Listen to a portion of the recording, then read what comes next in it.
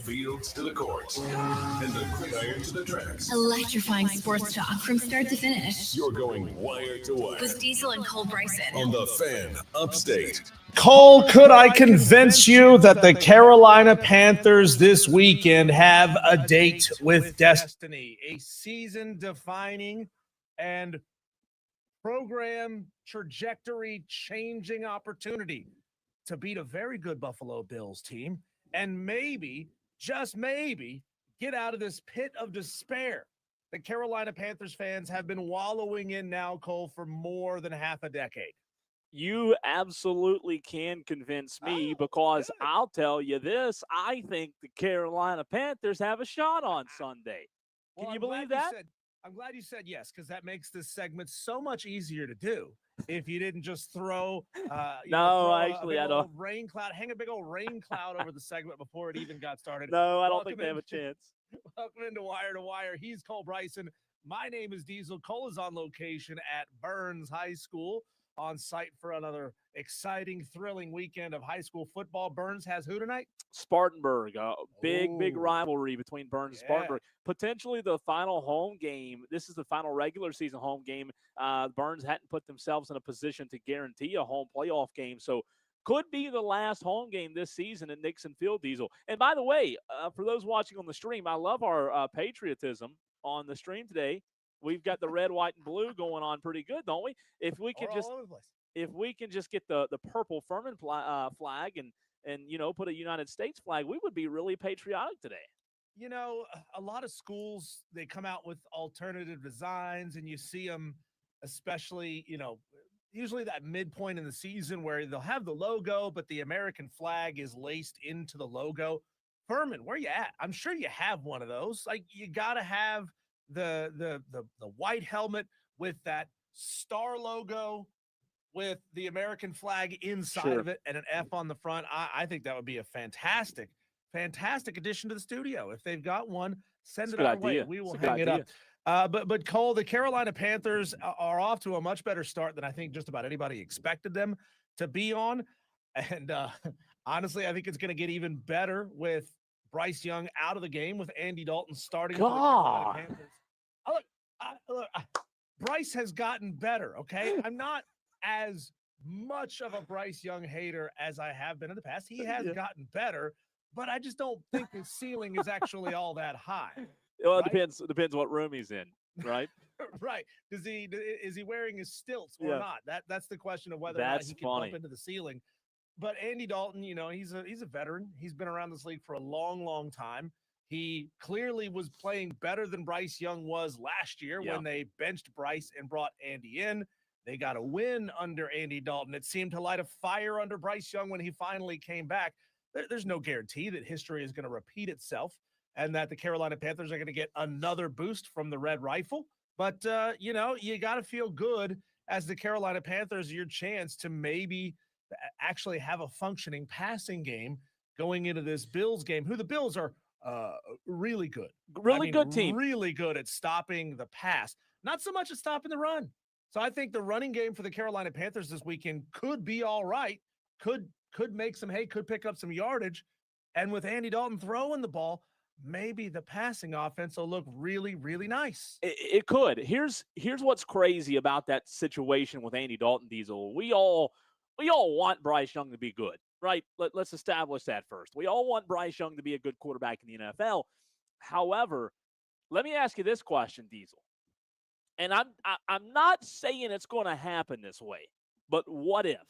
What if I told you, Diesel, as a Carolina Panther fan, which you are, if I told you, hey, you're going to have a 4-3 start to your season, you're going to still have playoff positioning on the line, right?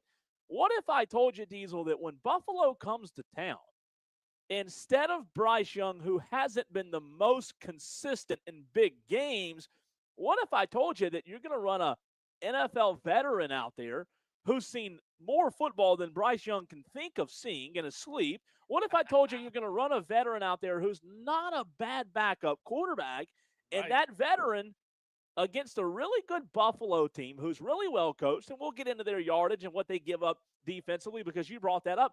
But I'm just saying, I could be dead wrong on Sunday, Andy Dalton throw 3 picks and the Panthers look horrible. But what if the football gods were shining down on Carolina this weekend by allowing a veteran and Andy Dalton, who's seen more football than we can ever imagine seeing combined, and he goes out there and is able to move the ball down the field against a solid Buffalo defense, not a great Buffalo defense. I'm just saying. I'm trying to be positive today. Maybe that doesn't happen, but maybe it's not the worst thing in the world, Diesel, that Andy Dalton's the quarterback on Sunday. 844 fan phone 844-326-3663. Text in to the Carolina Panthers. Stand a chance against the Buffalo Bills on Sunday, and you can get in your upset picks if you haven't done that yet. Send us your name, a lot coming your in, game, and the spread. A texter says, I figured Diesel would like this, but I'm going to take App State over Old Dominion plus 14.5. App has not been playing well lately, and I think App State is due for a good game. I do like that texter. I would also like it more if you would put your name on it so that we can actually put you in for a pick. Yeah, you did not put your name on the texter. Make sure you do that. Send it back in with your name, game, and spread. That's all we need when you send in your upset picks. But Cole, Carolina getting a 44% chance, according to the ESPN FPI, to win this game this weekend. Home dogs by 7.5 points. That's a lot of points when you're seeing a 44% chance to win the game. Yeah. You would think that would be 3.5 point home dog or a 2.5 point home dog. I mean, somebody over at ESPN Analytics is seeing essentially a coin flip ball game. So here's what I look at, Diesel, when you talk about the possibility of a coin flip Sunday. Rico Dowdle, outside of last week, the 2 games prior was really, really good. Right now, they have the over-under set on Rico Dowdle's rushing yards at 50.5. Okay? So that to me tells me a lot about this game. What do I mean by that? They have Rico Dowdle's over-under set at 50.5 rushing yards. Panthers backfield, Diesel, is in a really interesting spot. We know Chuba Hubbard signed to that long-term deal. We know Rico Dowdle exploded a couple of weeks ago, 2 weeks in a row, right? One of them against my Dallas Cowboys. We're going to see, in my opinion, we're going to see both running backs in a large capacity on Sunday. But you got to think, Diesel, Rico Dowdle had 389 rushing yards in weeks 5 and 6. 2 weeks, that cat ran for 389. Now, he did come back to earth a little bit last week, 17 carries for 79 yards, but that still goes way over on the 50.5, right? He ended up, I believe, with 3 more rushes than Chuba Hubbard. I think he's the more efficient back, but there's some upside. When you look at this matchup with Buffalo and Carolina, the Buffalo's run defense is not the best. It's not. Now, they're getting some guys back from injury, Diesel. By best, not the best, you mean 31st out of 32 in the Correct. NFL. They're getting up not good. 156.3 rushing yards per game. To your point, it's the second worst in the NFL.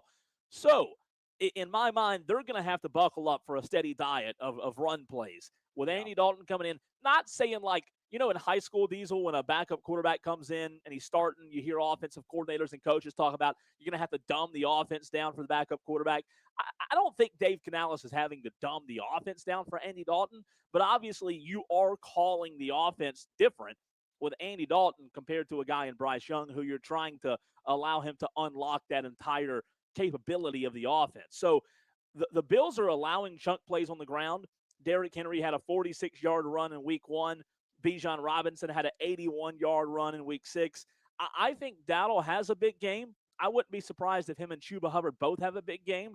But if you are the Panthers, if you're a Panther fan out there today, and maybe I'm just being way too optimistic, I think you look at this matchup and think, man, we've got a really solid 1-2 punch right now in our running game, and we should be able to move the football on Sunday. Well, the unfortunate part is with Andy Dalton, you take away the quarterback run, really. I mean, Andy's not going to pick up a ton of yards. Not that Bryce has had a phenomenal first 7 games on the ground. He's played in 7 games so far, all 7 games. He has about 70 yards on the ground, averaging 3.8 a carry. That is way down from his 2023 and 2024 numbers as far as the average, and he's just not on pace to even match what he did the last 2 seasons.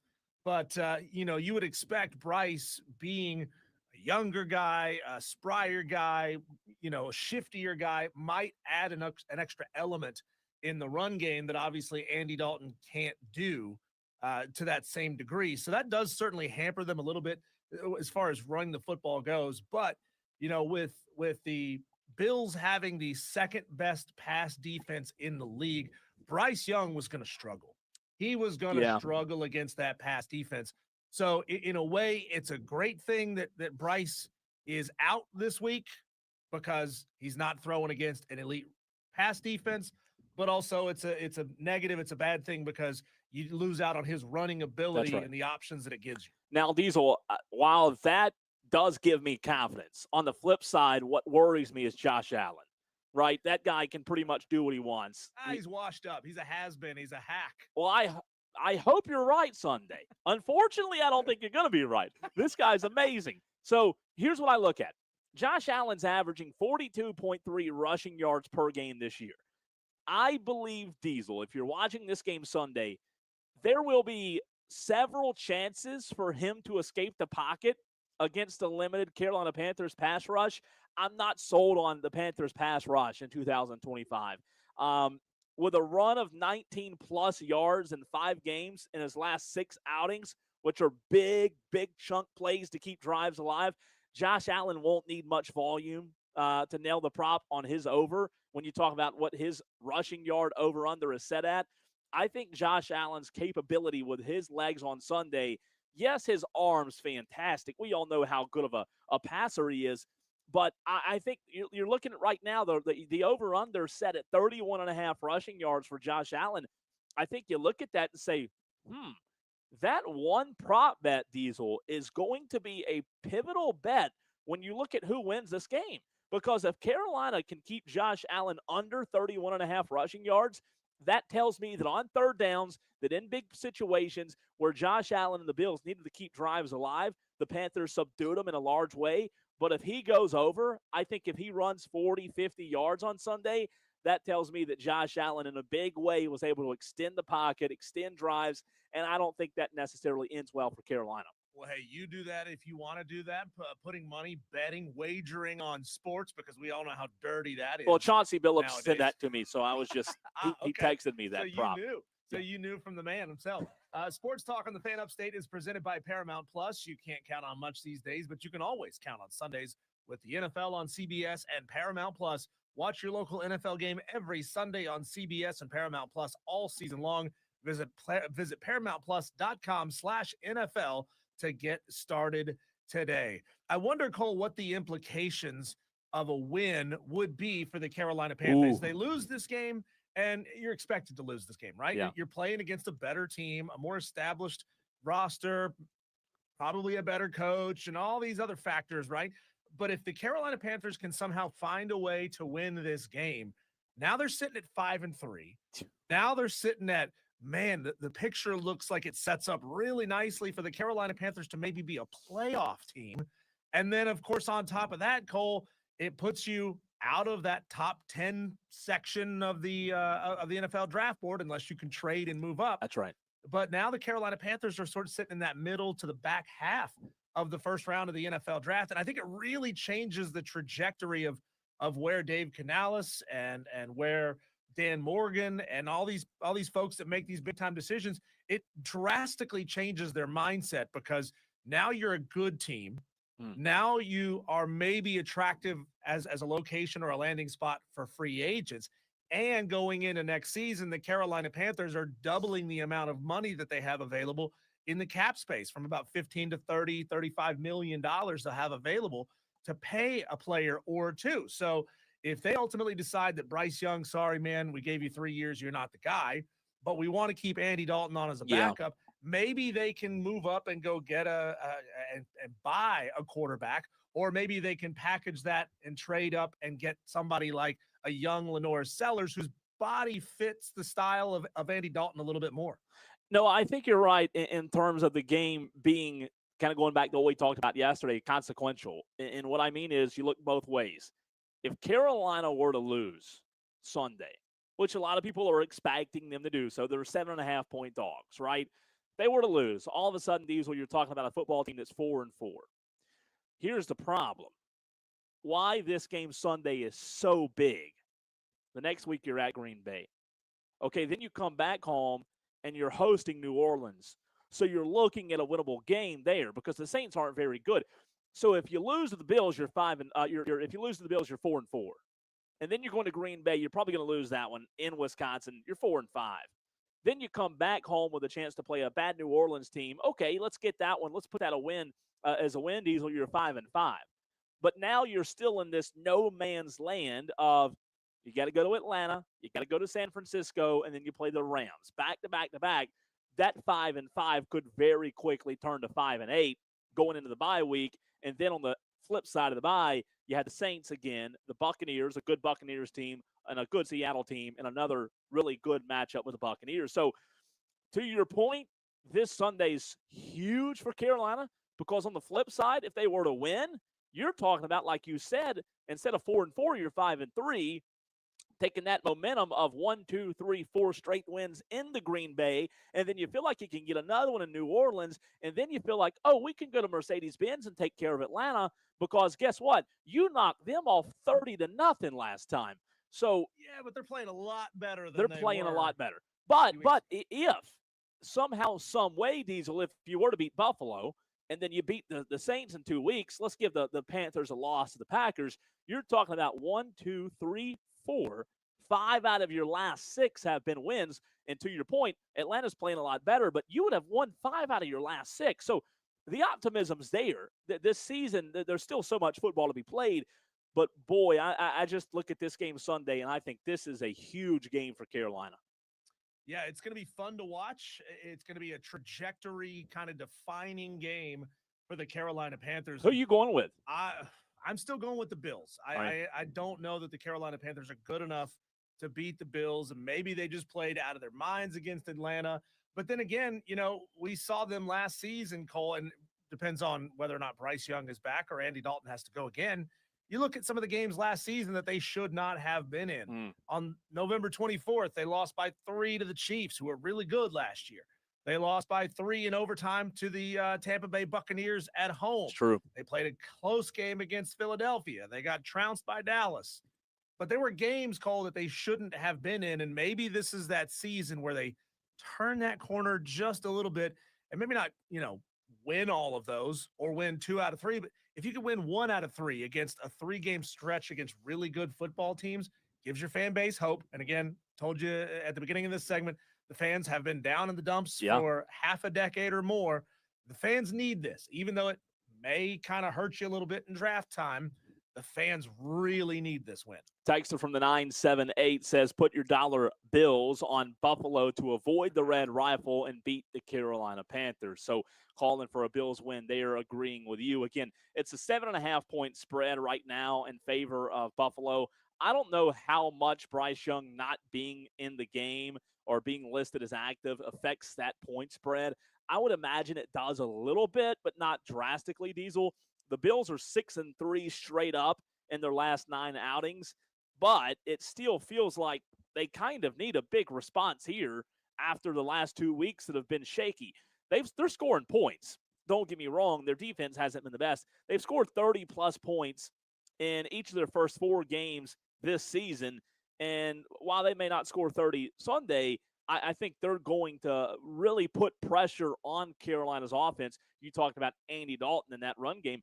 I think Buffalo's offense scares you if you're playing against them, where they put pressure on you because you feel like if it's 3rd and short, 4th and short, these downs are more critical because if we give that ball back to that guy over there in Josh Allen, they could turn that into a quick score, right? So I think it puts pressure on you. There is one other thing we haven't mentioned here. Josh Allen's been a little bit interception happy. Yeah, the last couple of weeks, and J.C. Horn, who we were all wanting to get off this roster as fast as we possibly could, he had 2 picks last week against the Jets. That's a good point. Not against a quarterback the caliber of Josh Allen. Obviously, I think Josh Allen, in theory, on paper, should be more accurate than Tyrod Taylor was last week. But I mean, come on, maybe JC's just seeing the ball really well right now and can get a pick against this team. And what if that ends up being the difference maker, the guy that we all wanted to be traded moved on from, packaged, and sent anywhere but here, could end up being kind of that catalyst for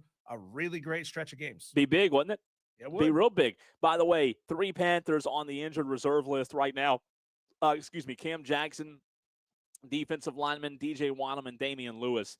3 guys. I am also going to go with the Panthers, Diesel. I think they keep it close. And, it's funny. We talked about last week with Clemson when they played SMU. They lost the game, right? What did we say, though, after the SMU loss? We said, hey, it wasn't on Christopher Vezina. I think it could be similar Sunday. I think the Panthers could lose, and you and I on Monday could say, hey, they lost, but it wasn't on Andy Dalton. He played a good game, and Buffalo's just a good team. Here's why I'm going with the Bills Sunday. The Buffalo Bills have won 11 straight contests following a bye week, and I think they make it 12. Yeah. You've had 2 weeks, an extra week to prepare for the Carolina Panthers, and could the Red Rifle be a little bit of a caveat or wrench thrown in that whole conversation? Maybe so. Maybe, hopefully. Well rested. Yeah, that's true. That's true. I just ultimately think, Diesel, it might be a close game. I'm going Buffalo. I think I'm in the same camp you are. Can't wait, man. It's going to be a fun game on Sunday. Hoping for the best, expecting the worst. Life of a Carolina Panthers fan right there. Diesel, it's time to talk a little high school football and make my picks. We also have Trey Stewart of the Greer Sports News coming up at 4:45. Smitty, our regular Friday guest at 4 o'clock of Sports Talk Media Network. We'll talk to him at 4 o'clock. Weekend menu at 5. Talk Furman Paladins football at 5:20 with Clay Hendricks. So many upset picks to get to today, but we're talking high school football week 9 next right here on the Fan Upstate.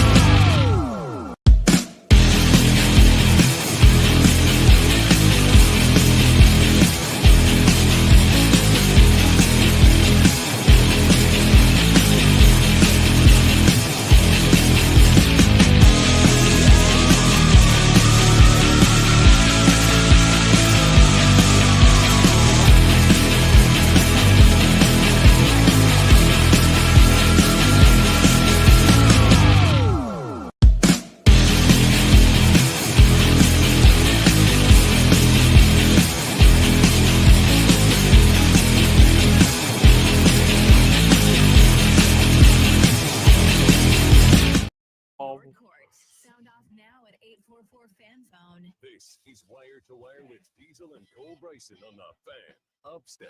It is time to get into a little high school football on this High School Football Friday. Welcome into the show. He's Diesel back in the Ingalls Market Studios. I'm Cole Bryson, live on location at Burns High School for tonight's Region 2 5A showdown between 5-3 Spartanburg and 5-3 Burns. A massive region game tonight, playoff positioning on the line. We'll get into this one a little bit deeper with Trey Stewart of Greer Sports News at 4:45. A big show coming your way, and then the Burns pregame show at 7. And we invite you all to stay tuned, turn it on, and leave it on. Diesel, before I get into high school football, can I read something? I sent you this. I hope you can. Well, I hope I can read it. Did you learn? No, never. Top to bottom, left to right. So I just want to give a shout out, and I'm not going to say the person's name. I know who it was, but when I got in the press box today here at Burns, if you're watching the stream, you can see there's a note folded up with my name on it. And again, he didn't leave his name, but I know who he was. And it meant a lot. I sent it to you. You and I, Diesel, love the Tolos. We tell the Tolos all the time that their interaction with the show is what makes the show fun. The letter reads that was in the press box, all caps, "A Tolo was here. Truly enjoy every minute of the show. Great work, guys, for the dedication and commitment to the community. Hope you guys have a great day." You know what? Oh, Appreciate that. Again, know who you are. Not going to call your name out on the air because I don't have to, and you know who you are if you're listening. Little things like that mean a lot, Diesel. I love it. I just want to know who it was. Will you tell me privately? Oh, or yeah, is yeah. it going to be that big of a secret? No, did you just lose me? Can you hear me still? I got you loud and clear. I lost myself for some reation. Hold on a minute. Let's see. Oh, did I screw? Okay, when I was putting the note down, I moved something. Okay. So you probably know, but I'll tell you. You probably know. You probably think about it and who it is and why they were here. But I'll tell you during the break. But Diesel, let's kick this thing off. Not the high school football season tonight, or let's not kick the night off itself. But it's time for me to make my weekly picks. Let's do it, Cole. High school football. Where are you at right now as far as your win-loss total? Right now, Picks. Well, I am doing pretty solid. My goal is to, on the season, get to 80%. On the season right now, I'm 181-48. I went 22-3 last week. So I got 3 wrong, and I've got a bad feeling that I'm going to get a few more wrong tonight. There's some tough ones to choose tonight. So we'll see. Again, the question is, Cole, what are you doing working here? Why are you not running your own sports book for high school football? Because I'd be sitting with Chauncey Billups today. That's why. All right, let's get started here, Cole. Who do you got in tonight's easily at Hannah game? I like Hannah. I think TL Hannah right now is maybe one of the hottest teams in the upstate. That wing tee's tricky, easily not a very good team this year. Obviously, they're building in the right way with some momentum, but TL Hannah's on an insane winning streak right now. They've won like 7 in a row. They haven't lost since week 0, Diesel. I like Hannah to win tonight and win big. All right, next up, right here in town, Greenville at Hillcrest. This is a big one, and I mean a big one. If you're in the Greenville area and you want to watch a really good game tonight, here's one for you. You said it. It's at Hillcrest, Bennett Swaggart versus Scoot Watson. I like both teams. This one was difficult to choose. I went back and forth, but I'm going to take Jackson Free and the Hillcrest Rams tonight to get it done at home against a really good Greenville team. I'm telling you, man, if you're in that Simpsonville area, this one tonight should be a lot of fun between Hillcrest and Greenville, but I'm going with the Rams. Next up, Greenwood hosting JL Man. JL Man still trying to find their footing in first year head coach Bryce Smiley.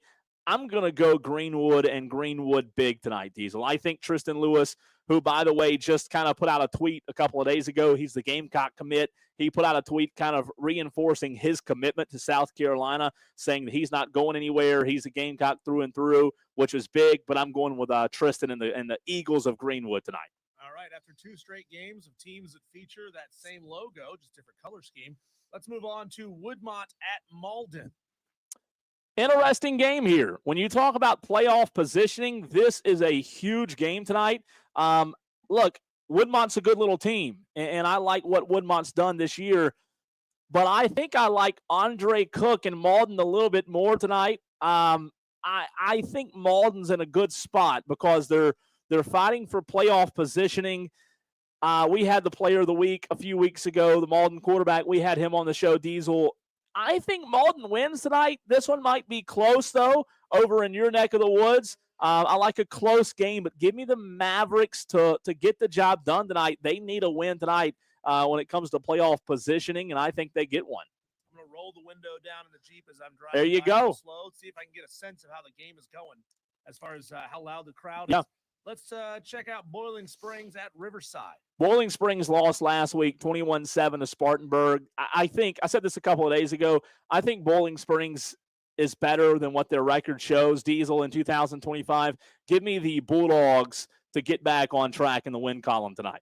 All right, you just mentioned Spartanburg. That's the game you're going to be covering tonight. Spartanburg at Burns. This is a big one. Spartanburg at Burns is always a big game. It's the 63rd all-time meeting between the two teams tonight. Spartanburg, if they don't have Trenton Lynch at running back tonight, who is their workhorse, bell cow kind of running back, one of the best in the state, he was injured last week. He got injured last week in that game against Boiling Springs. If they don't have him tonight, it's obviously going to be a different ball game. And I've heard a lot of reports that he's not going to be able to go tonight, which would be detrimental. If that's the case, I believe Burns will get the job done tonight. Moving up one spot on that list, Cole, I wanted to skip over to keep the Spartanburg connection. Yeah. Gaffney at Dorman. Biggest game of the state tonight. Region championship on the line. Gaffney, Dorman, it doesn't get bigger than this. It's in Roebuck. It's at Dorman. Gaffney is undefeated in region play. Diesel, Dorman has the one loss to Spartanburg on the Will Love walk-off field goal. I love this game tonight. I'm going to keep an eye on it. I've went back and forth all week. I went back and forth just today, Diesel. Banks Boughton and that Gaffney offense have been able to run the football at ease, but defensively, teams have also been able to run on Gaffney. They're allowing around 240 yards per game of rushing yards in the last 3 to 4 contests, and that's just too many. I think Nick Means and Dorman tonight runs all over Gaffney, and I think Dorman gets the win tonight. All right, let's go to Wade Hampton at Eastside. Eastside gets back in the win column after a loss last week here at Nixon Field to Burns. Peyton Schrader and Lucas Tankersley are two of the best quarterbacks or two of the best players in the region. Even though their team's not very good, they're a lot of fun to watch. Give me Eastside to soar tonight. Next up, Fountain Inn at Emerald. Give me Fountain Inn tonight. I will say, I will admit, I don't know a ton about Emerald down there in the Greenwood area, but Fountain Inn's got a solid quarterback in Sam Holliday and a really good coach in Brett Nichols, and I think their defense is improving week after week. I'm going Fountain Inn tonight. Furry, get it done. Tolos, if you're going to high school football games tonight, shoot us a message at 844-FAN-PHONE. Let us know which game you're going to be at tonight, Cole. Let's go now to Lawrence at Westside.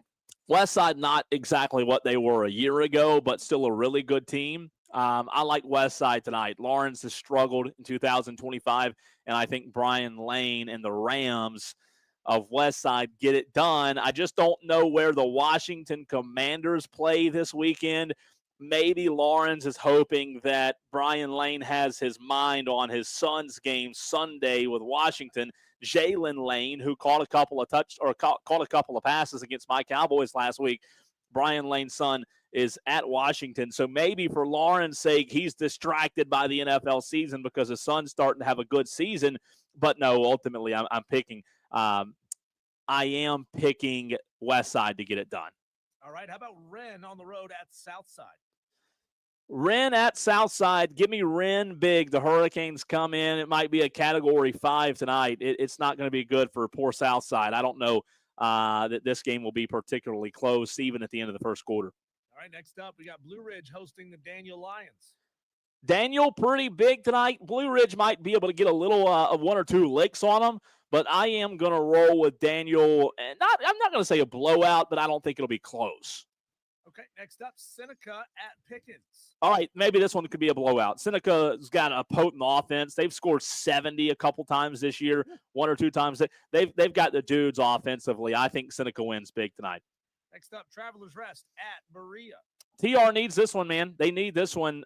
They've had a tough year, and so has Berea and Travelers Rest. I love those guys and what Chris Goodman's done. They just aren't where they want to be yet. But I will say, I think Travelers Rest gets the job done tonight at Berea. Okay, next up on the list, we have Chesney hosting Crescent. Diesel, this was one of the tougher games to pick. Chesney had a tough loss last week to a really good Liberty team.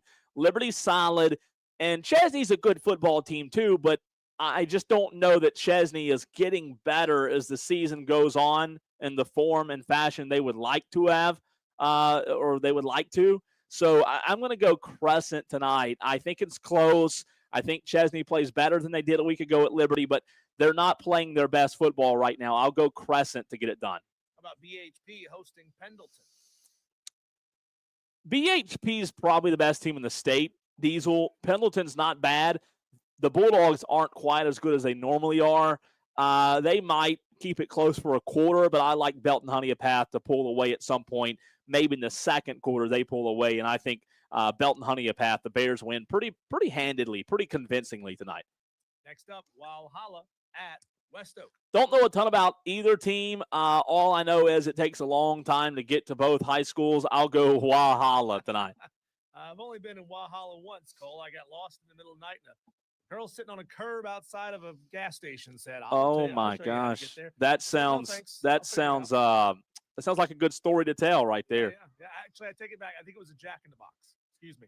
How about Carolina at Powdersville? Somebody's gonna say, "I know that girl. I remember her." Yeah, that's my daughter. I like Powdersville to win big. They're a really good football team.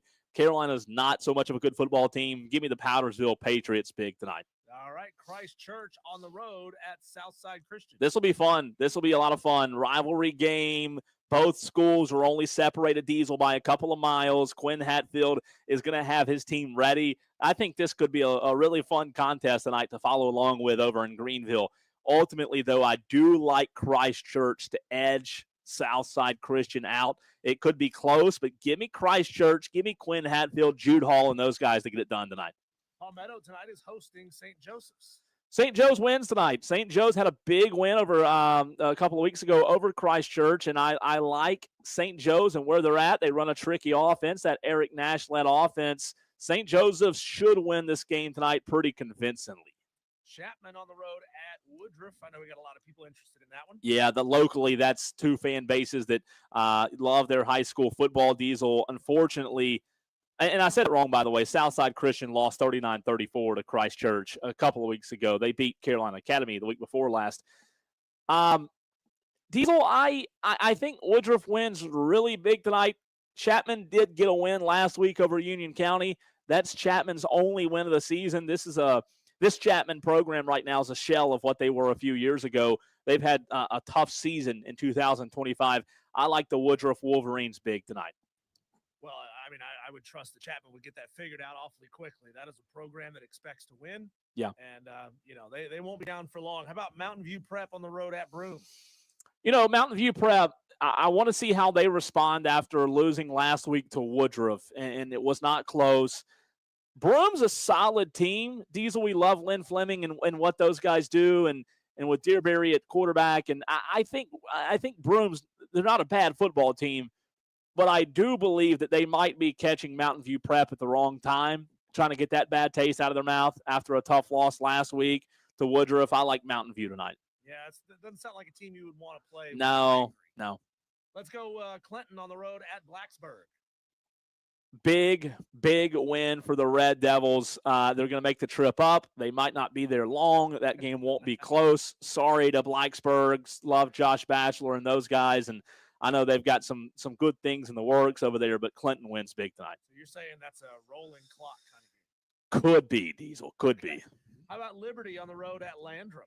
This one's interesting. Liberty's coming off of that big win over Chesney. Landrum's kind of going downhill in a way where they're not playing their best football like they were a few weeks ago. I think Liberty wins tonight and convincingly. All right, last one on the list, Cole. Dixie at Abbeville. Well, you can just record me saying Abbeville wins and play it back every week, right? Abbeville wins. There it is. They win tonight, and they're starting to find their mark. I know they had a couple of scares early in the season, but Abbeville wins tonight. So, Cole, Alex is right there on your heels at 179 and 50. You're at 181 and 48. Just 2 games separate the two of you. Alex has got to jump in here and finish off some picks, man. He does. That he hasn't made yet. He differs from you on a couple of them. He's got Gaffney winning on the road at Dorman. It's going to be a tough task, but, 2 really good football teams. Fun game to watch tonight. He is also differing with you on the West Oak Walhalla game. Well, I'll tell you this, Diesel, I think Alex would pick Gaffney if they were playing the Buffalo Bills, first of all. Here's what I will say. Or just maybe a little bit. He's right on my heels. What he does is, and he'll admit it on the air, it's no secret, he'll go against me in some of these intentionally, these close games, that I miss. So he's done a good job. He's right on my heels, and he's banking on me missing on a few of these close games tonight. And if I do, he might tie or skip ahead of me this week. Well, big weekend of high school football. Looking forward to it. And, of course, all the Tolos, you're going to hear Cole Bryson on the call at 7 o'clock tonight. Burns hosting Spartanburg. Big one, man. Could be their final home game of the season. Yeah. In those brand new digs. Tell me, how is the new stadium kind of broken in its first full year? It's the best. It's the best stadium I've been in. The best press box. The press box is so spacious. It's awesome. There are a lot of good stadiums out there, a lot of good press boxes, but man, this one's just new. It's clean. The field looks good. The big the red, white, and blue Burns Rebels logo at midfield. It's a big logo, and the press box is just, like I said, it's awesome. Obviously, I'm a little biased, but man, it's the best. It's a great venue, and they did a great job. And I had a referee tell me the other night, Diesel, I ran into a local high school official, and he said, I had that Burns game a couple of weeks ago at home. I think it was against Wade Hampton. He said, I've never seen a referee's locker room where you go in and there's a kitchen in the referee's locker room. He said, it's awesome. It is. They spent millions of dollars on it, and it should be. They did a great job, and hopefully we can snag one more in the playoffs here at home, but we'll see. We have to win tonight. Well, speaking of kitchens and things you wouldn't expect to find at stadiums around America, I've got a segment, Cole, coming up in I don't know if I think I've got it in the Daily Wires, or I've got it a little bit later on in the show somewhere. It's a great tease, right? Not knowing exactly what's going to come up. But executive chefs who work for college football programs all over the country, and you wouldn't believe the way Dabo Sweeney eats his steak. We'll talk about it later on in the show. But coming up next on the other side of the break, we'll do our whip around the sports world, rapid fire, our Daily Wires.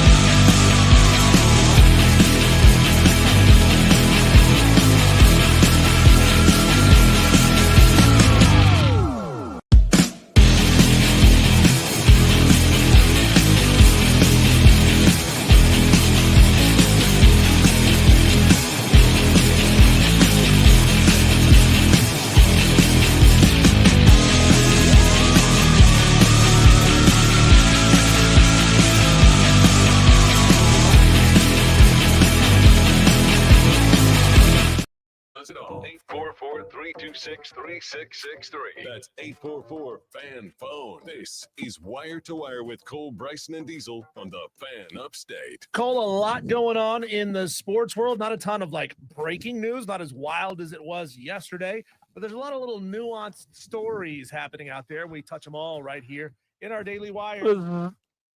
The buzz happening around the sports world last night in the NFL. Madcraft's Chargers beat the Vikings, and they didn't just beat them; they beat the crap out of them. 37-10. LA. The Chargers now 5-3 on the season.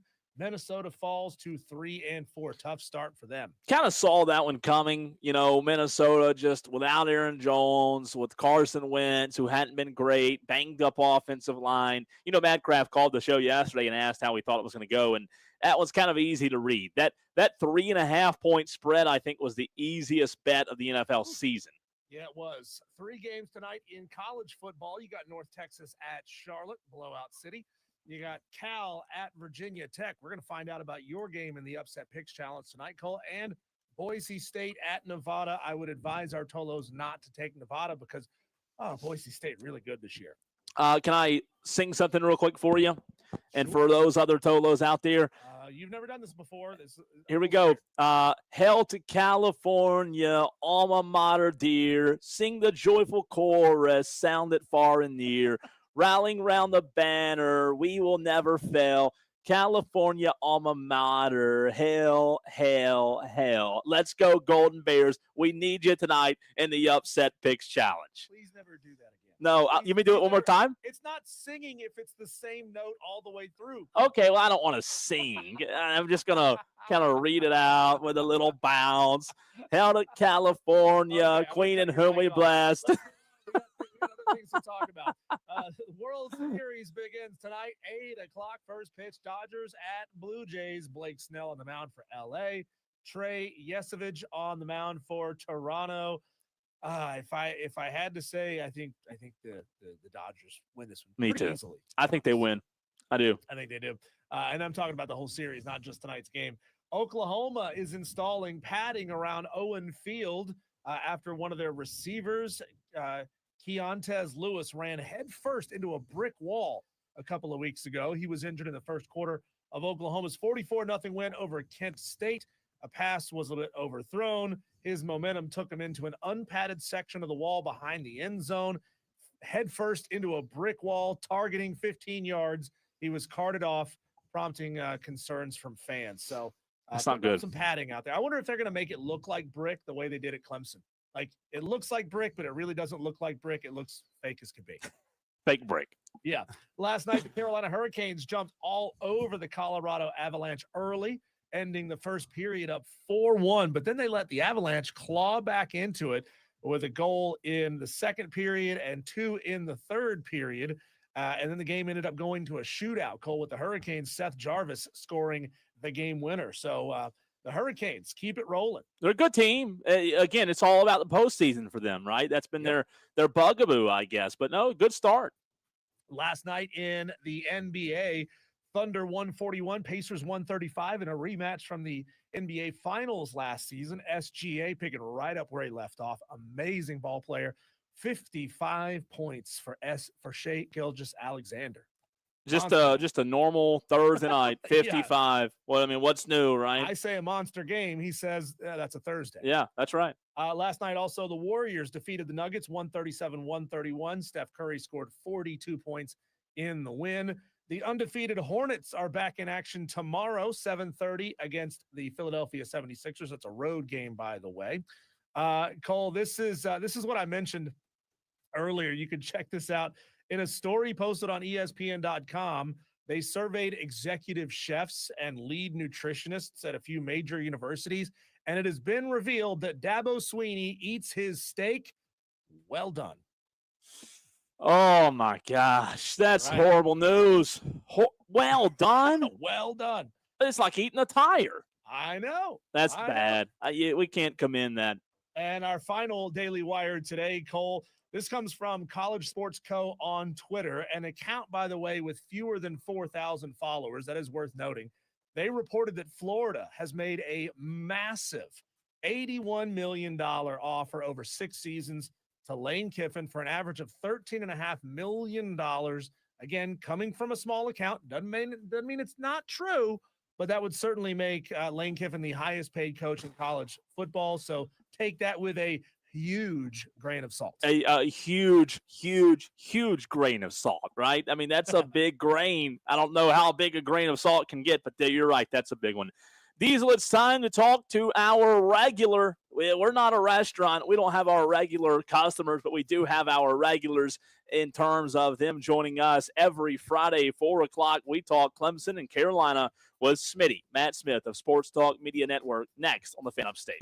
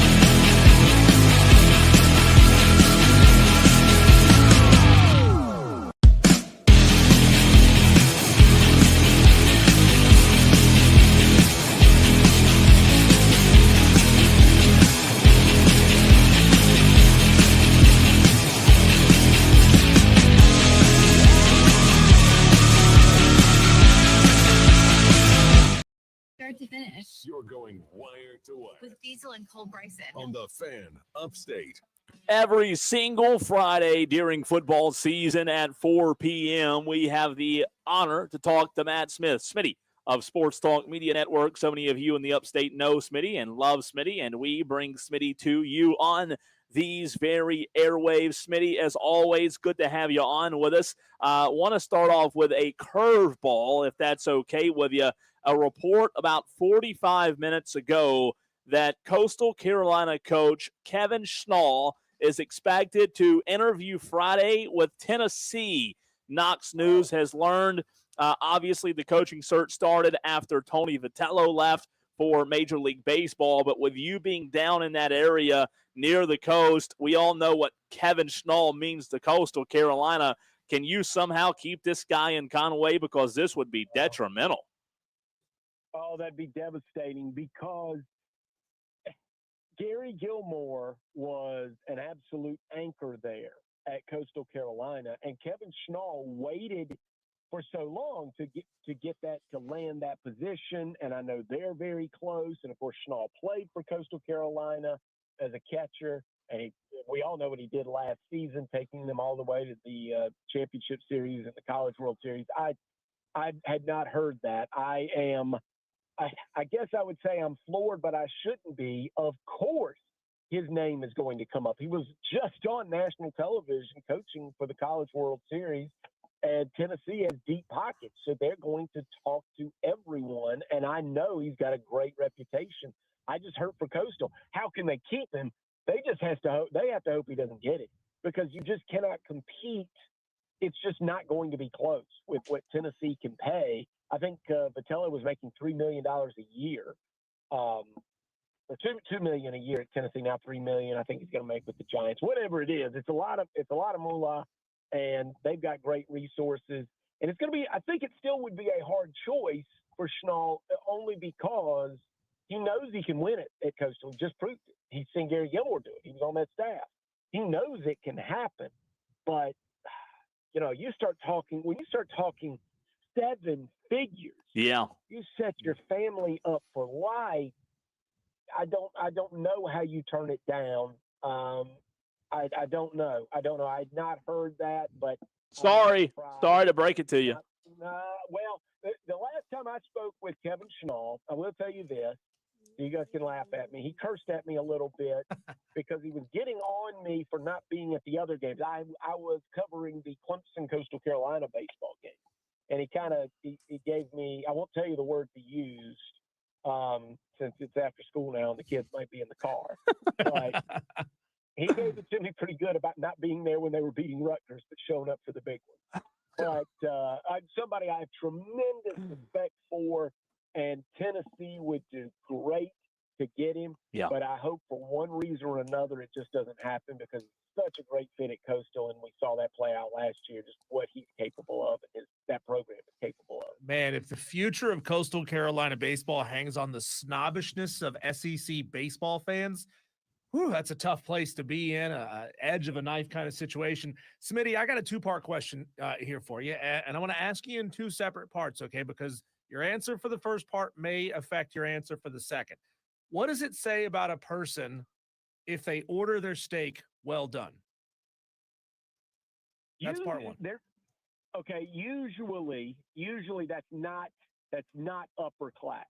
That's not upper middle class. It's more like you grew up next to Cole Bryson kind of neighborhood. Okay. The reason I ask you that is there's a story. Do you also ask for ketchup? See, I'll put steak sauce on a steak from just about anywhere because I'm an American. It's my American right to do so, but never, ever ketchup. Never ketchup. And if you're at a good enough steakhouse, the steak's probably good enough without it, but they probably also have a special house-made sauce, which is really just drippings and some extra seasonings. I'm totally down with that. So, Smitty, the reason why I ask you that is there's a story up on ESPN.com. They interviewed some of the executive chefs that cook for various major college football programs around the country. And the executive chef for Clemson was interviewed. And he said he finally got Dabo Swinney to order a steak not cooked well done for the first time ever Ugh. in recent history. So Dabo, up until recent, I don't know if it's changed his mind entirely forever, but Dabo has been a well done steak kind of guy. Well, he's from Alabama. Okay. What's that mean? What does that mean? What do you mean? What does that mean? What does that mean? Did you say they're live next door to Cole Bryson kind of people down in Alabama? There's a state full of them. That's just Alabama. You know, Alabama's next to West Georgia, right? It's all the same thing. There's your answer. Now look who you guys have me making fun of. These are wonderful. I know. I set you up. People. I set you up. No, and just as you said, it's your American right to eat steak any way you want to. And we all come from different cultures and different backgrounds. But yeah, and look, you can do that. You can do that, but I'm never going lower than medium rare. Thank you. Rare, medium rare. Thank you. So, but you know, I'm wearing Lacoste shoes and a golf pullover here. Yeah, So, you can tell. You can tell you went to Dorman High School pretty well. no Southern Tide for me. Yeah, no doubt. It's taken over Dorman High School. It certainly has. Smitty, let's get into Clemson and South Carolina. We'll start with the Gamecocks since they're in action tomorrow. Clemson on the bye week. Last I heard, the line still favors Clemson about 14.5 points over the bye week. But we'll start with the South Carolina Gamecocks hosting Alabama. And man, this gauntlet, this 5-game stretch has been absolutely brutal for South Carolina. Do you see any light at the end of the tunnel right now when you look towards Columbia? I hate to say no because we see this across college football that, you know, if you were not in this state,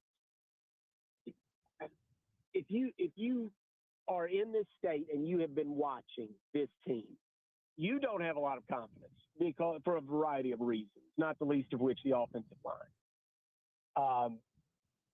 But if you're 30,000-foot view, like the way we look at other teams, I picked UCLA a couple of weeks ago.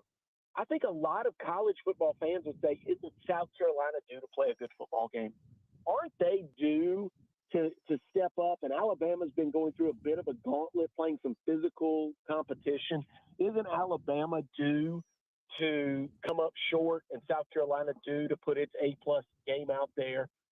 Yeah, and I think all of that's true. But when I go micro level and look at this team, they also look to be a mess. They don't look like a team that is on the precipice of coming up with a big performance and they just had some bad luck. They look like a team that's regressing. Their best run game of the year was, well, I guess it was against LSU, but their second best was against Virginia Tech, and they looked just lost offensively against Oklahoma last week. So to expect them to go out and play a D-minus offensive football game, and by the way, Lenore Sellers has only thrown for 124 yards in the last 2 weeks, both of them. So it's 248 combined in 2 weeks. It's not right. Because there's a great line in The Princess Bride, and it's meant as a joke, but if you haven't your health, you haven't anything. If you haven't an offensive line, you haven't anything. So to say, is there light at the end of the tunnel? I think one way to look at it is, can Mike Shula adjust? Can Sean Elliott help him adjust, now that he's the offensive line coach and he's also the run game coordinator? Are there any answers there? And I would think a lot of football analysts would say, yeah, there are things you can do, in 6 days to have a big turnaround and have the emotion of the home crowd. But I'm going to tell you, I don't like the vibe there at all. I don't like the vibe at South Carolina. I think there is some major chasm of communication between what Mike Shula wants to do, what Shane Beamer wants him to do, and what Lenore Sellers is out there doing. And the offensive line is just an absolute sieve. They either go the wrong way or are pushed on their back like helpless turtles. So I don't think so. I don't think they're picking up the big upset this week. But I could be wrong, and I know that the Vegas money, the smart money, has actually been going in their direction. And you called this last week, Cole. You said that SMU was getting the smart money against Clemson, and lo and behold, SMU outclassed Clemson last week. So the smart money was right. Maybe they're right again. I don't see it with that offensive line right now. Well, Smitty, you can quote Princess Bride anytime you want on this show. Always welcome. Anytime you can slide in those Princess Bride quotes. We got it today. We got the Jeremiah Donati vote of confidence for Shane Beamer. He said, quote, "We're behind him 100%. ADs usually make those statements as a way to maybe reassure the coach. Say, hey, we're not planning on firing you at the end of the year. That doesn't necessarily mean that they don't. It might be reassuring some recruits a little bit, kind of reading between the lines. Do you believe Jeremiah Donati at face value that they're behind him 100%? I think they're behind Shane Beamer 100%. There have been some, I don't know, some shots at Beamer because, yes, this is his hire. I don't think he's going anywhere. That was 9 wins a season ago. And if you liked Shane Beamer last year, he's really the same guy this year. What has changed is injury to the offensive line, and they were ineffective when they were healthy, but I'm just saying there's injuries to the offensive line. And Dow Loggins is no longer there, and Mike Shula is. And Shane Beamer's the same guy. He recruits the same. He acts the same. He acts the same after wins. He acts the same after losses. He's the same guy. So if you liked him last year at 9 wins, I think you'll like him this year. So I don't think there's any chance anything's going to happen with Shane Beamer at the end of this year. I think he's just going to continue to be the head coach of South Carolina and go out there and recruit, try to turn this around. Now, the future of Mike Shula, that's going to be dictated upon these next 5 games. I mean, look, I know I just ripped South Carolina and what they've been doing offensively, but all they have – look, if they intercept 2 passes against Clemson in a month and return them both for touchdowns and pull an upset, win that game 20-17, they're not firing anybody after that. But I just don't think those things are going to happen because I think now teams are going to play a lot more like Oklahoma played last week, which is the willingness to punt, not to put the ball in jeopardy, play field position because they just don't believe South Carolina's offense can make big plays consistently. You can't move the chains on a consistent basis. And until Shula and that offensive group proves them wrong, no. But the question about Shane Beamer, I think we're 100 miles from that. Maybe I'm alone in that. I just don't think that's a discussion. I don't think it's a discussion.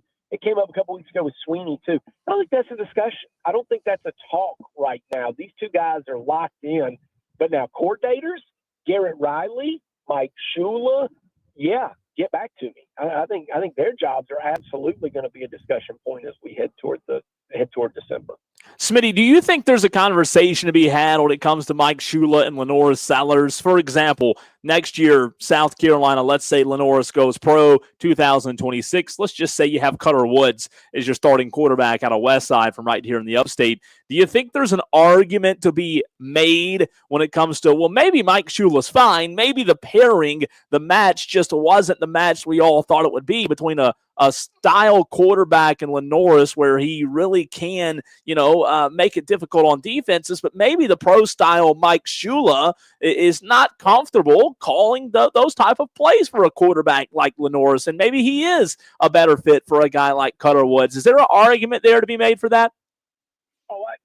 Look, there's definitely an argument to be made that Mike Shula and his background and what he wants to do is not the right fit for Lenoris Sellers' strengths right now, today.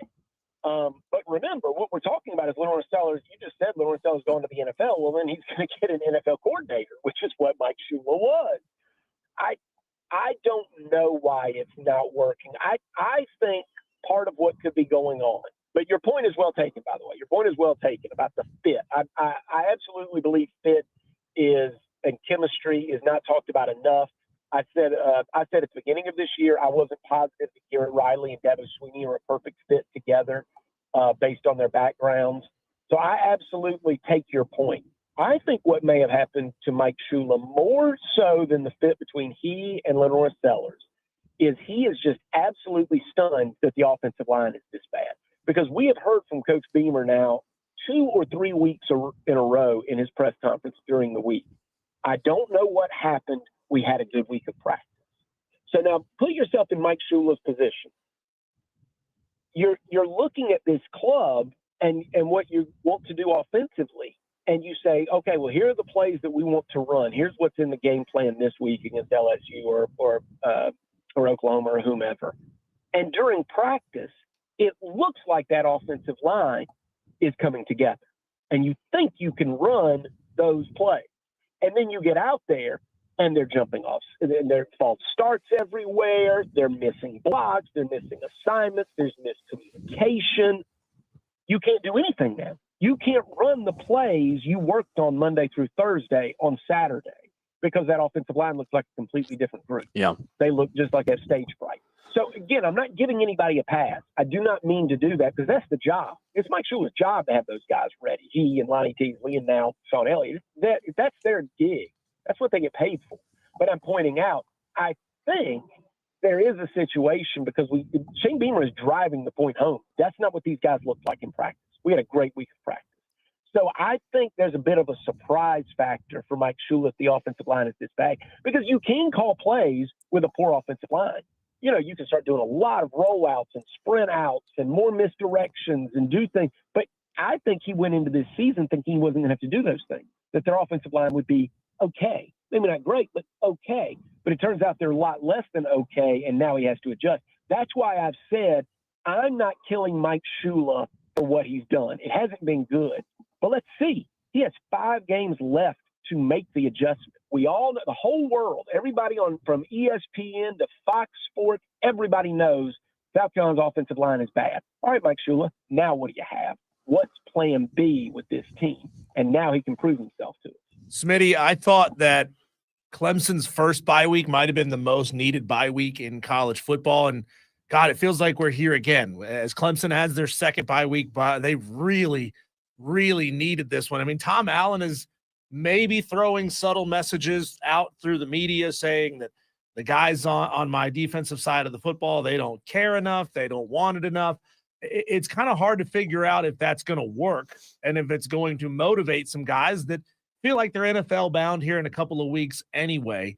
What do you take away from Tom Allen speaking publicly, not all that complimentarily? I don't know if that's the right word, about his team this week. You know, that has not been a good unit. So, you know, again, that's another surprise because everybody was just dragging Wes Goodwin at the end of last year. And they said, oh, well, you know, Clemson's offense was able to save. You had the Adam Randall kick return in the ACC championship and the big kick from Nolan Hooser, like a 56-yarder. Oh, the offense kind of saved Clemson in the ACC championship. And Wes Goodwin obviously got fired at the end of the year. They couldn't stop Texas either, but a lot of teams did last year. Well, now I'm watching Tom Allen. Now, granted, these aren't his players. He inherited these players. But who do you want? What do you want? You're telling me you want to tell me that Peter Woods can't play? You want to tell me that Sammy Brown can't play? I just don't buy it. These guys are talented, but something, again, is not working in communication between what Tom Allen wants. And there's been all sorts of breakdowns. And you're right, Diesel, about your point about I heard him on Wednesday in his press conference availability. I heard Tom Allen say kind of that they couldn't play man-to-man. They just couldn't. And, you know, and I look at this group and say, well, okay, I'm surprised, but okay, I guess if you're telling me that. But there were breakdowns. I was, you know, Cole Bryson, you were there at the game. SMU, 30-yard run, 35-yard run, puts SMU up by 2 scores in the third quarter. And, you know, they didn't cruise from there, but that was really hard for Clemson to overcome. I just think Tom Allen's group hasn't been good. And I know he can say whatever he wants about the players, and everybody can say what you want about the players. They're the ones that have to go out there and do it. But he's paid to fix this. Now, he's not going anywhere. He just got there to Clemson. But I think a lot of us in the press room looked at each other and said, these Clemson players, they aren't good. They look, and it's not, by the way, I'm going to quote Ellis Johnson again. He said this to us in an interview a couple of weeks ago. He said, it's not Clemson saying these guys are NFL draft picks. The NFL scouts are saying they're NFL draft picks. So why couldn't they get it right under Wes Goodwin, and why can't they get it right under Tom Allen? Well, Who's freshman at Clemson? to add to that point, Tom Allen was only at Penn State for 1 year, and he had Penn State playing elite defense. Why is it not? Why is it the messaging? Is it the players? Who knows why it's not resonating at Clemson this year? It's not. And again, we'll see. He's got an opportunity because he'll get his own guys in there. He's not going anywhere either. Tom Allen is locked in, big contract and all of that. But I'll go back to the discussion we had about a month ago, which is the further we get from it, the more important Brent Venables looked to Clemson's best run. Yeah. Now we've seen Brent Venables and what he's doing at Oklahoma. Say what you want about their offense and the inconsistency of John Mateer. I know he's got a thumb injury right now, but can Brent Venables coach defense? No doubt. There's absolutely, beyond a shadow of a doubt, he built one of the great college defenses at Clemson and kept it going over multiple years, and he's doing it again at Oklahoma.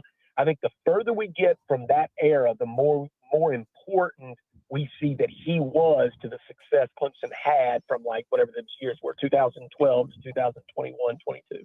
Smitty, you brought up Brent Venables right there. I wanted to get your thoughts on something that Diesel and I discussed earlier in the week. Lane Kiffin this week during a press conference talked about Brent Venables and how good he was at stealing signs in game. I haven't told you this, but it's funny because we played that audio on the show, and you go back in time probably 5-6 years ago.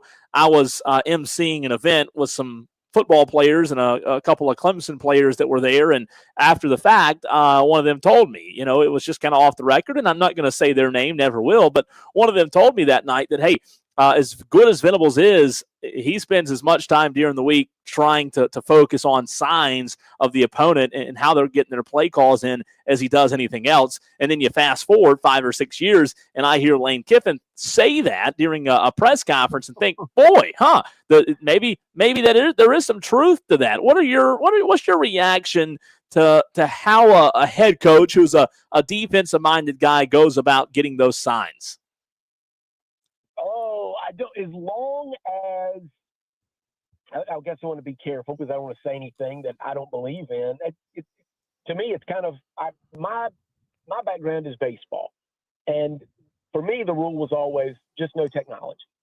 Right? If you're on second base and you can discern what the catcher's code is to the pitcher when he puts down, flashes the signals 1, 2, 2, 2, 1, 3, and you guess which one is coming. That's okay. If you watch the third base coach and you find their key and you steal that signal when they're going to put the bunt on, that's okay. When you film them, as Michigan was doing, to me, I don't like that. I feel like that when you start bringing technology between the lines, I'm not really in favor of it as far as sign stealing. So I don't know where Brent Venables falls on that, but I'll say this. It's the SEC, brother.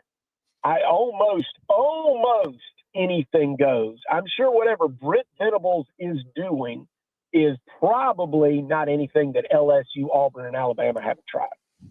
Smitty, I have to break the news to you that Cole has passed you in the Upset Picks Challenge standings. You sit at 12 points, 71st place.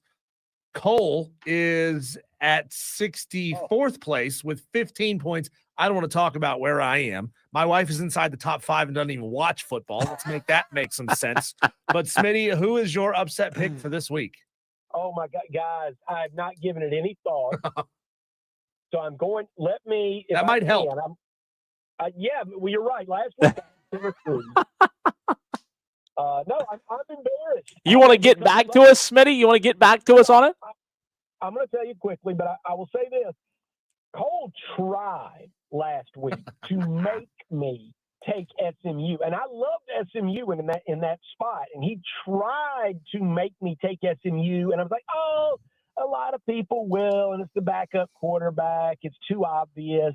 So for the show's sake, I wanted to be more entertaining and be different, and it's embarrassing. It's embarrassing. So I'm going to. I tell you what, I'm not taking North Carolina. Yeah, they stink. I won't be doing. Yeah, that's pretty rough. Oh, okay. I'll give you one. I'm going to take, because I want it to be legit. You know, you got to get like 5, 6, 7 points out of this. I'm going to take. I think he's leaning in. Oh, go ahead. Sorry, didn't mean to cut you off. NC State over Pitt. I think Pitt has been playing great. This is one of those, like I was just talking about, like, come on. Pitt's due to lay an egg, right? They're Pitt. They can't be this good. And NC State has not done nearly as well this year as they were expected to do, and they are completely forgotten. We have just completely wiped them off. I'll bet you guys haven't talked about NC State in a month. Nobody talks about it. Not once. Even in Raleigh. Not once. Even in Raleigh. So I think that's just a little bit of a sleeper. It's only 7 points. Pitt's not too tough a place to play. You know, they're not playing the Steelers with Bradshaw at quarterback. So I know Pitt's had a big year, but I think this is when you have the intersection of a team that's underachieving versus a team that's overachieving. So I'll take NC State plus whatever they're getting, 6.5, 7, whatever it is. Smitty, you're the best, man. We appreciate you as always. Big games your way too. Go Dorman. I know they got Gaffney tonight. Yeah, really a big one. Where are you at tonight, by the way? Saxony Conway, which is also, it's big only because the two schools hate each other, but I think they've got 3 wins between them. Ooh, looking for that number 4, Quattro. Not a ratings grabber, yeah. But it's important to play out the game. And one more. Are you going to be in Columbia tomorrow? Will I see you there? No, wife's birthday. Oh. Yes, and by the way, I should mention, because, with the sarcasm, maybe I feel bad. When I say that I'm wearing a Peter Millar pullover, I got it at Marshall's, right? Everybody knows that. Yeah. I work in radio. Yeah. It's a joke, right? Okay, I just want to make sure. Yeah. So I'm stuck with corn blue tomorrow? Oh, good luck. And that's Matt Smith, Smitty of Sports Talk Media Network, Thanks, right here on the Fan Upstate. He's the best, man. Good stuff. He joins us every Friday at 4 o'clock to talk Clemson and South Carolina. We absolutely love it, Cole. When we come back, as the rumors are a-flying about Lane Kiffin and whether he'll stay at Ole Miss or maybe take that trip down whatever interstate that is, jump across the Gulf of Mexico over to Gainesville, Florida. What schools do some of the biggest coaches in college football actually fit at, personality-wise? Given what we know about these guys, where should they be? We'll talk about that next.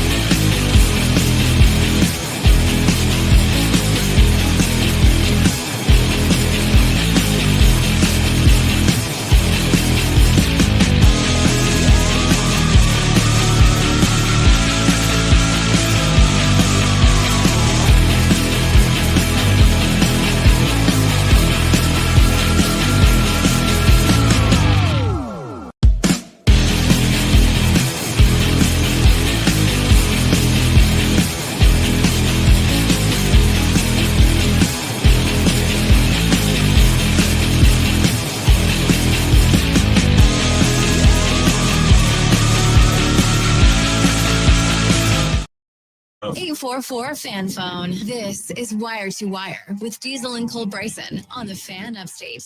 Tolo's going to talk Greer area high school football with Trey Stewart of Greer News Sports in the very next segment. So coming up here in just about 10, 12 minutes, Cole. But let's take a couple of minutes. And as we're seeing a lot of movement around college football with coaches, there's a lot of openings right now. People are thinking Lane Kiffin could be headed to Florida. Number one for the co-eds, number two for the just gargantuan paycheck that he's going to get. You aren't right. That's not right. That's funny. You messaged me earlier with this breaking news. It's not news because it's from a small account, right? It's not real until guys like Pete Thamel or Brett Murphy tweet it. But you sent me this thing earlier that Lane Kiffin had been offered, what was it, $83 million to take the job at Florida, $81 million to take the job at Florida for 6 seasons. That would be worth $13.5 million per season, making him the highest paid football coach in college football history. That's probably more than Nick Saban. That's got to be more than Saban was. That's insane is what that is. And for a guy that's never won anything, right? He's had great seasons for Ole Miss, but he hasn't had great season in the pantheon of sports, Cole. But I can't think of anybody that would fit the University of Florida quite the way that Lane Kiffin would. Number one, he is just like Steve Spurrier in his trash talking abilities. We also know that Lane loves to take shirtless photos with co-eds, and down in Gainesville, you're not at the beach, but you're not super far from the beach. So I wouldn't be shocked if Lane hopped in a convertible with a couple of 21-year-olds and was hanging out at the beach all day. I think he is the perfect fit for Florida. I'm telling you, I could be dead wrong. I've been dead wrong a lot, but I'm just telling you, my gut tells me there's no doubt he's going to Florida. There's just, again, could something happen? Could something throw a wrench in it? Sure, but Diesel, I'm telling you, he's going to Florida.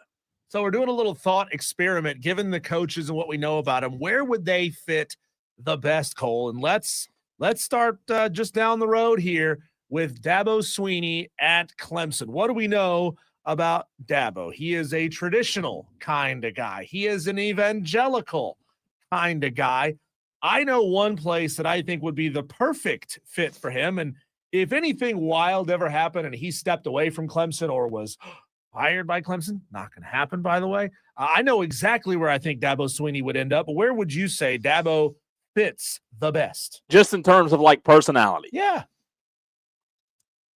In terms of personality, I could see him at one of these smaller schools that are like in the ACC that are really big on their academics, like a Georgia Tech or one of these schools where it's a little bit more difficult to get. I mean, I guess the easy answer would be like Brigham Young or something. I don't know. I think Dabo, to answer your question, I think this is such a hard conversation to be had because Dabo's personality it's different than a lot of people's, and I don't know that it would be a good fit in a lot of places.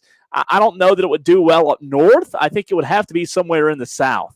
Well, I think the clear and most obvious answer, Cole, is Liberty. Dabo Swinney, evangelical at Liberty. Also it's not hard to win at Liberty. We've seen them go on just insane runs with incredibly easy schedules, and a lot of Gamecock fans are saying, well, how's that different than what he faces at Clemson? It's true. So I think Dabo Swinney, his personality fits perfectly at Liberty. Let's go. This one's a little bit harder, Cole. Where would you place Dan Lanning from Oregon? He is an intense kind of guy. He is a twitchy kind of guy. Makes you think maybe he's popped a couple of Zens on the sideline before he goes and talks to the media. Where would that level of bulldogishness fit? I'd say Texas. I think when you're in Texas, you got to be a little bit, you got to be bullish, right? Texans are known for being bullish. I'd go Texas with Dan Lanning. I like that one a lot. That's a really good pick. Steve Sarkisian's personality to me just doesn't fit. It's weird, isn't it? At Texas. Yeah. It's just not that perfect marriage. All right, Cole, let's go to Brian Kelly, who a lot of people are thinking he's got a chance of getting fired by the time this season is over. Brian Kelly is a prickly dude. He is a shapeshifter. He will change his voice. He will change his accent and his syntax. Brian Kelly as a shapeshifter kind of coach, where would he fit the best? I think Southern Cal or UCLA, somewhere on the West Coast where they can kind of be forgotten about, where the pressure's there, but it's not like as adamant as it is in the SEC. Yeah, out there, everybody's an actor, or That's everybody is a server trying to become That's an actor. right. Yeah. And Brian Kelly could put on whatever accent he wants out at USC or UCLA. Cole, let's go to this is a fun one. Eli Drinkwitz. Where would Eli Drinkwitz fit? He is a snarky, smartass. I like him a lot when he's my team's coach. I hate him when he's somebody else's coach. Who fit? Where does that fit? I think he would fit at South Carolina because Eli Drinkwitz kind of has that chip, that edginess that you're talking about that you have to have at South Carolina because they're not the blue blood, but they're not the bottom feeder of the SEC either. And you've got to kind of have that chip on your shoulder a little bit. I think he'd be a good fit at South Carolina. I like that one. I do like that pick. I would place Eli Drinkwitz at LSU because LSU is right there on par. We know that LSU is right there on par with the Alabamas of the world, with the elites, with the Georgias. Yeah. But for some reason, if you're talking about them in that conversation, they're usually like the third one that you talk about. It's true. Right? It's Alabama, Georgia, and then it's LSU, a 1A, 1B, 1C scenario. LSU is always the C. I think Eli Drinkwitz and that personality fits so well at LSU. Finally, Cole, let's finish with Brent Venables, who is currently at Oklahoma. He looks like an intense bulldogish kind of guy as well. This one's tough personality-wise. Where would Brent Venables' personality fit? He is intense, but I think he's also kind of cerebral in a way, Diesel. That's a good one. I'll tell you where I would place okay, him. go. This might help you inform your decision. Okay. I would place, again, this is we're not necessarily only picking programs and jobs that they would take, but where they fit the best. I think Brent Venables would be just an absolute monster at Army or Navy. That cerebral. I could see that. Insane amounts of discipline from his defense. Yeah. And, we know as well as Brent Venables loves to do his recon on what other teams are doing and steal signs. I think Brent could use some of that. I like that Army magic and reconning the other team's signals. I like that a lot. I like that a lot. Diesel, on the other side, we will be joined by Trey Stewart of Greer News Sports. It's time to talk a little high school football. We talked high school football at 3:20, and I made my picks, but it's time to talk Greer, Blue Ridge, Eastside, Burns, and Riverside with Trey Stewart of Greer News Sports. That's next right here on the Fan Upstate.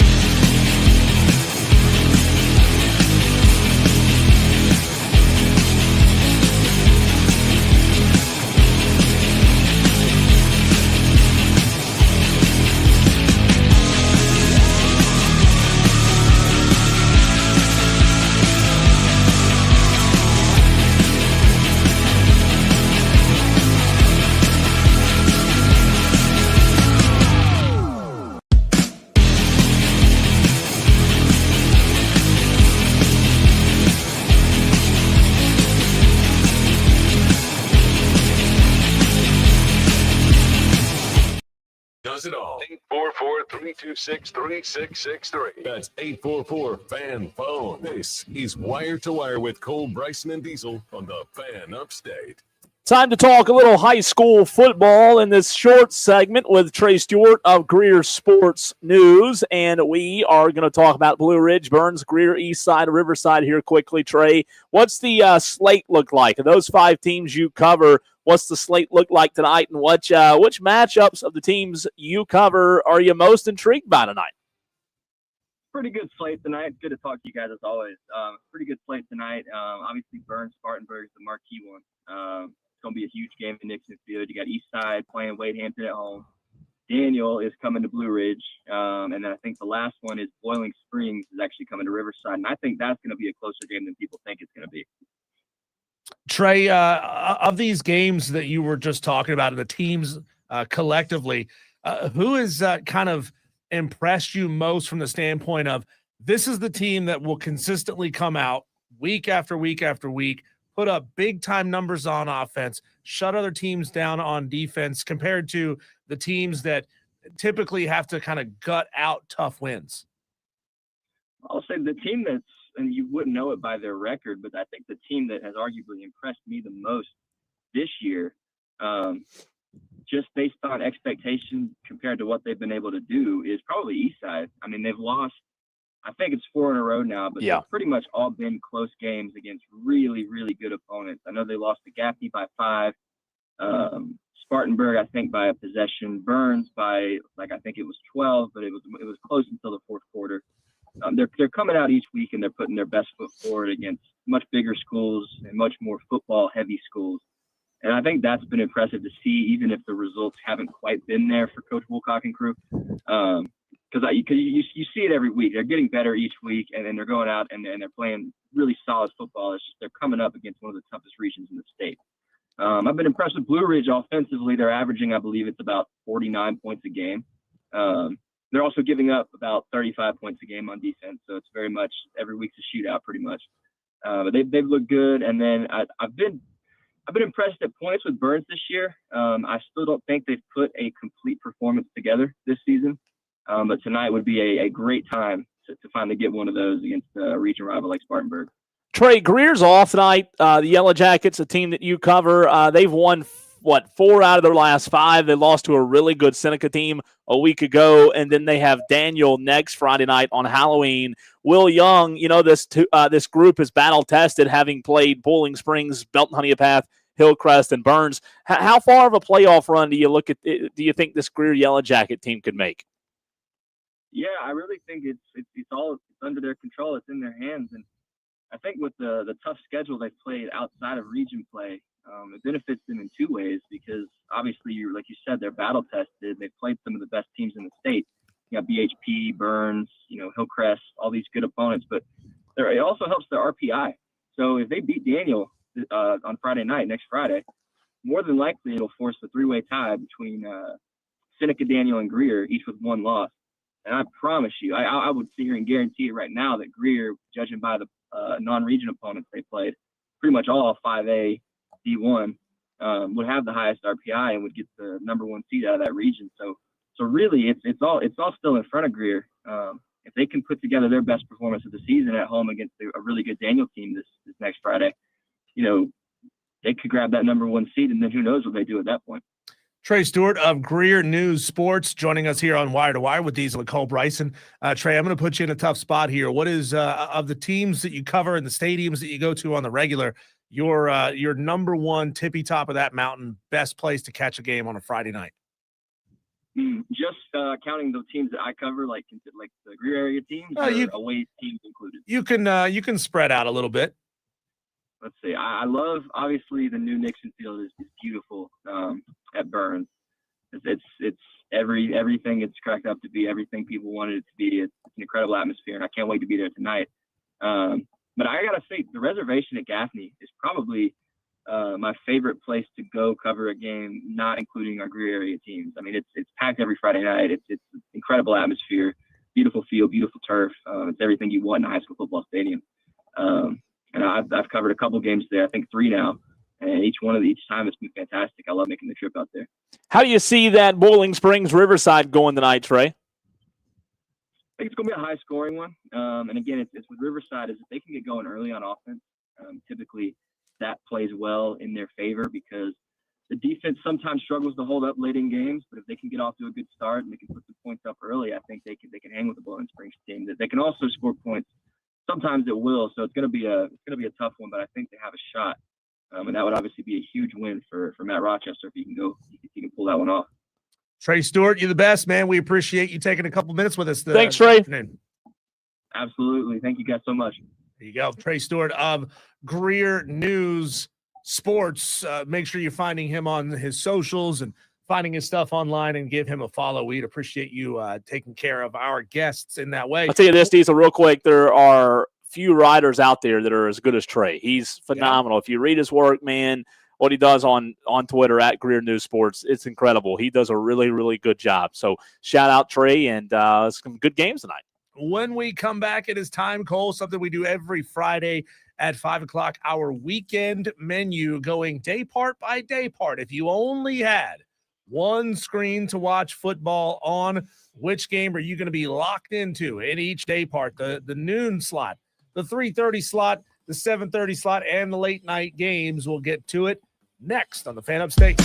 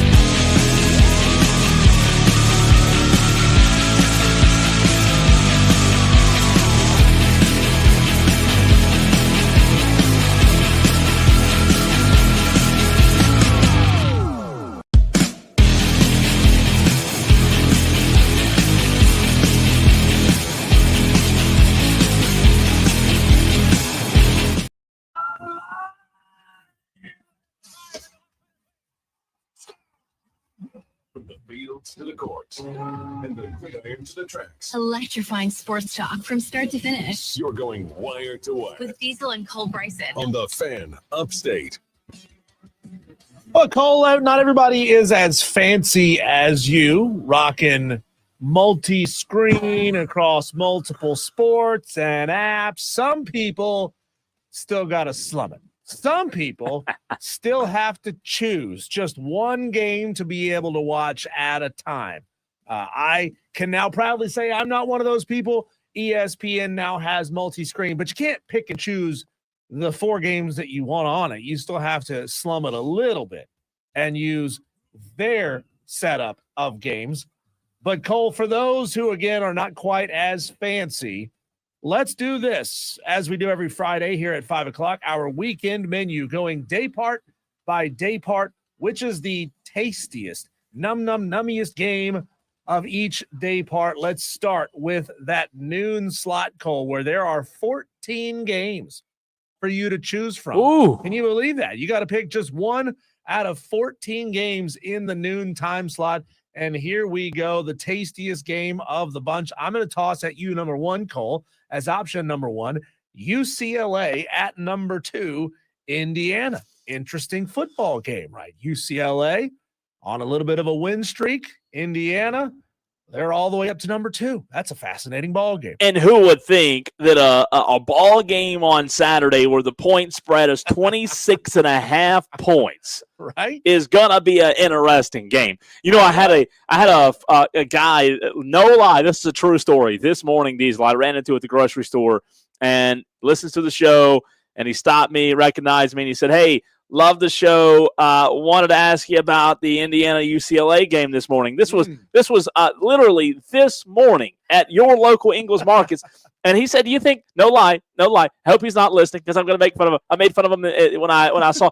He said, "You think that Nussmeier can get him turned around as the offensive coordinator?" And I said, "Not Nussmeier. I don't think Nussmeier is the OC, but it's I guess it's a tricky name to get to." Diesel, He's got money on the game. Let's be real. That's why that's he asked true. You that question. Let me tell you this, man. I so badly want to watch this game and want to see an intriguing game between UCLA and Indiana. But I love Fernando Mendoza, and I love Kurt Signetti. I want it to be close. It's a 26.5 point spread. I'd probably be interested in taking UCLA to cover the spread, but I don't know, man. Indiana, they just seem like a ball club that has their you-know-what figured out. They're playing really good football, and Signetti's got them focused and locked in. So I want it to be a close game, but it could by the third quarter or so kind of become ugly.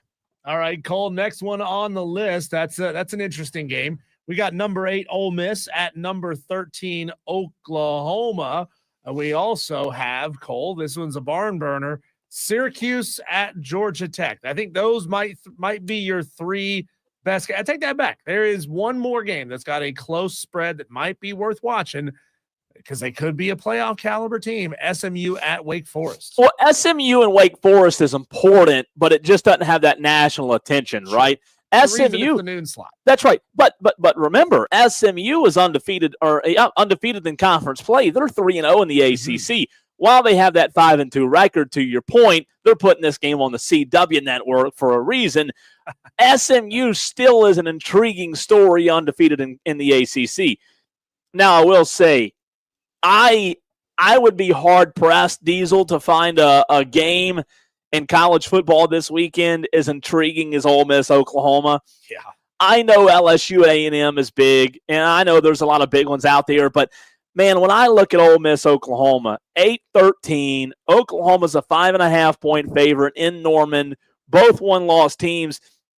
And Diesel, this just goes back to our conversation from yesterday about consequential games. I look at this game, and I think this game has major consequences, major implications on the line. The loser, I don't think they're out of the conversation, but a 6-2 team, Diesel, is going to be hard-pressed to have an argument if they were to drop another. We saw last year a 3-loss team, probably not going to get in. I think this is just as important of a football game this weekend as you'll find in college football. I agree with you. We also really want to see how Lane Kiffin can bounce back after a loss to Georgia. We have had Lane Kiffin and his Ole Miss teams right there on the brink for a couple of years. And if they could respond after losing to Georgia on the road by winning at Oklahoma on the road, now you're talking about a team that gets seen in a different light, that has resiliency, that some Ole Miss teams have not had in the past, and I think that might kind of serve as a deciding factor. And if it came down to it again, and we're trying to say should Ole Miss get in, this could be one of those reasons. Like, yeah, they bounced back and they won big at Oklahoma. They deserve to be in. And Diesel, how much focus does Ole Miss have?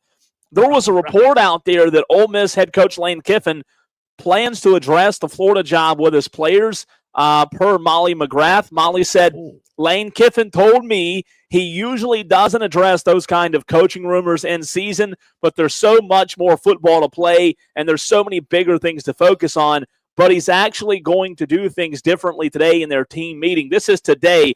He is going to address those Florida rumors with his players. He's going to talk to them about it and say, hey, this is what happens when you win. This is a compliment to our players, our staff, and our entire program. He wants to talk to his players about it because there's so many new guys on their team that haven't dealt with this before. So I bring that up to say Oklahoma's focused. We know what they did to South Carolina a week ago.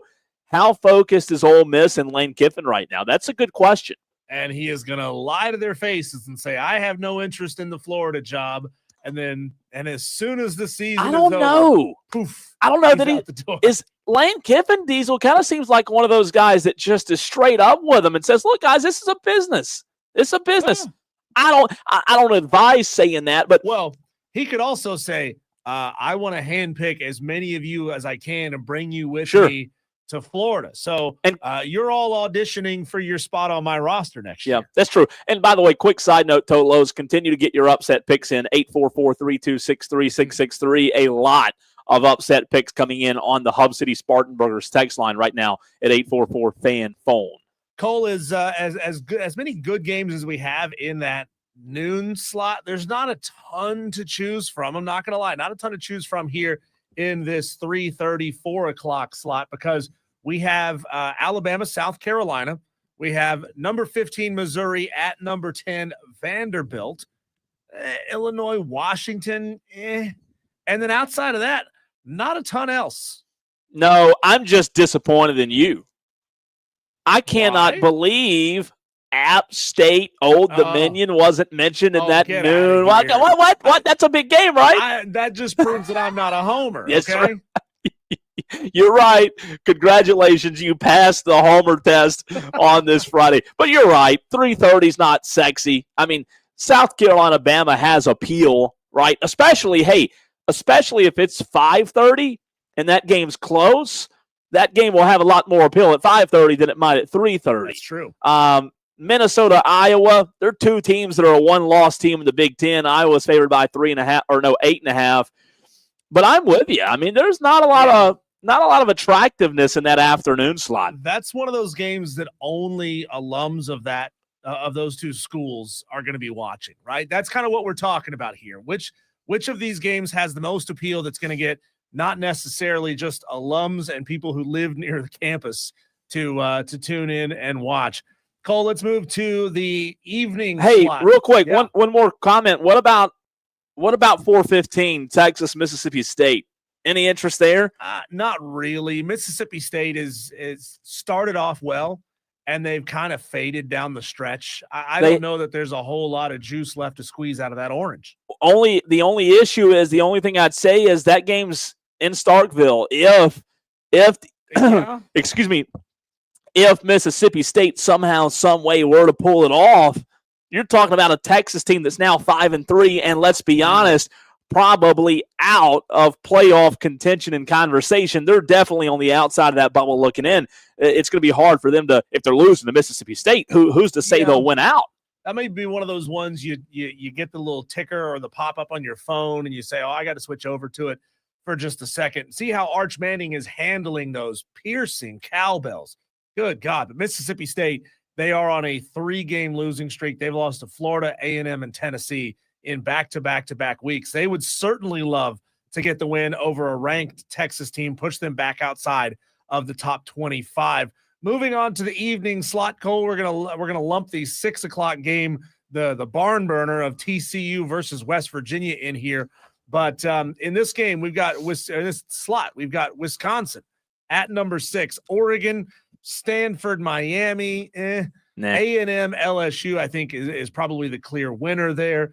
And then Tennessee, Kentucky, not really. Houston, Arizona, no, not really.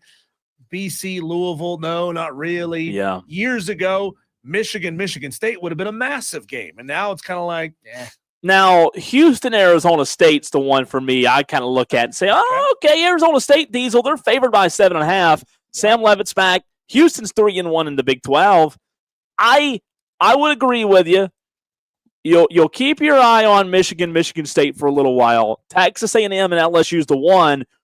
But what if this 7:45 game trickles to 8:45 between Tennessee and Kentucky, and all of a sudden at 9:15 tomorrow night, we look up and it's a touchdown game in Lexington. You know what I mean? I'm just saying Kentucky's not good, but let me ask you this question. Why is Tennessee only favored by 8.5 points? I don't know that Tennessee's as good as we think they are either. I just don't know. I'm not high on Kentucky. I'm not super high on Tennessee, Diesel, but I'm with you. It comes down to A&M, LSU, and then Houston, Arizona State. I think those are two good ones. Yeah, Tennessee, I think maybe they got gassed up a little bit early. I think so too. And that story of Joey Aguilar, I experienced that story when he was playing in Boone. Joey Aguilar is an easily adoptable storyline. Sure. But then, man, that second quarter, Alabama put up 16 points on him, and it was pretty much done at that point. Joey Aguilar didn't wow people against Alabama. 1 touchdown, 1 interception there. So maybe that's why. Maybe that some of that shine is kind of wearing off. Joey Aguilar, I've seen him play elite football multiple games in a row. As soon as he has a bad game, kind of screws with his confidence a little bit. Kind of messes him up for a few different weeks. But yeah, that A&M LSU game is going to be huge. As we were saying earlier, there's a chance Brian Kelly doesn't make it back to his home if they don't win that football game, as in they're going to lock the doors and not let him back in. Yeah. I mean, we're going to learn, is A&M legit? Can they win on the road in a huge environment? Can Brian Kelly essentially save his job in Baton Rouge? Well, I do think, to your point about Brian Kelly there, could Marcel Reed stick the dagger in Brian Kelly on Saturday night? We talked about the Ole Miss-Oklahoma game having huge ramifications, but this one could have, long-lasting ramifications. Brian Kelly and LSU, they thought they were in the clear after they beat Clemson. Turns out Clemson's not a good football team. Right. So, you barely beat a good football team. You barely beat a bad Clemson football team.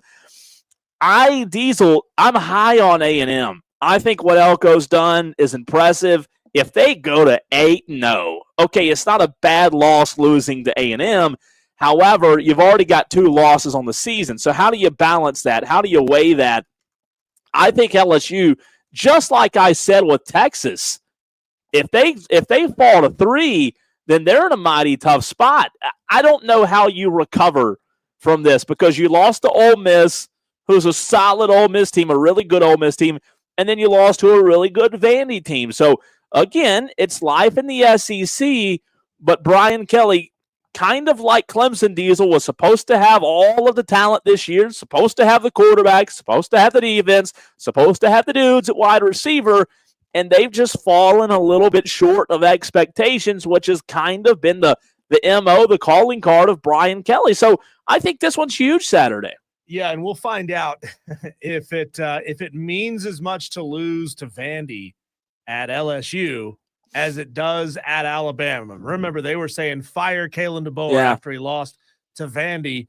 People are starting to say the same thing in Baton Rouge, and there's a couple of key injuries for the Tigers this weekend. Whit Weeks doubtful to play. A couple of other big-time players who are out for this weekend. it's going to be interesting to see just how long Brian Kelly's prickly personality will be able to hang on in Baton Rouge when things are not as rosy as he would like it to be. Let's go to the phone lines and bring on somebody that, God, Cole, we didn't hear from him all day yesterday. We want to make sure he was okay, hoping that somebody would put an air tag on him or something.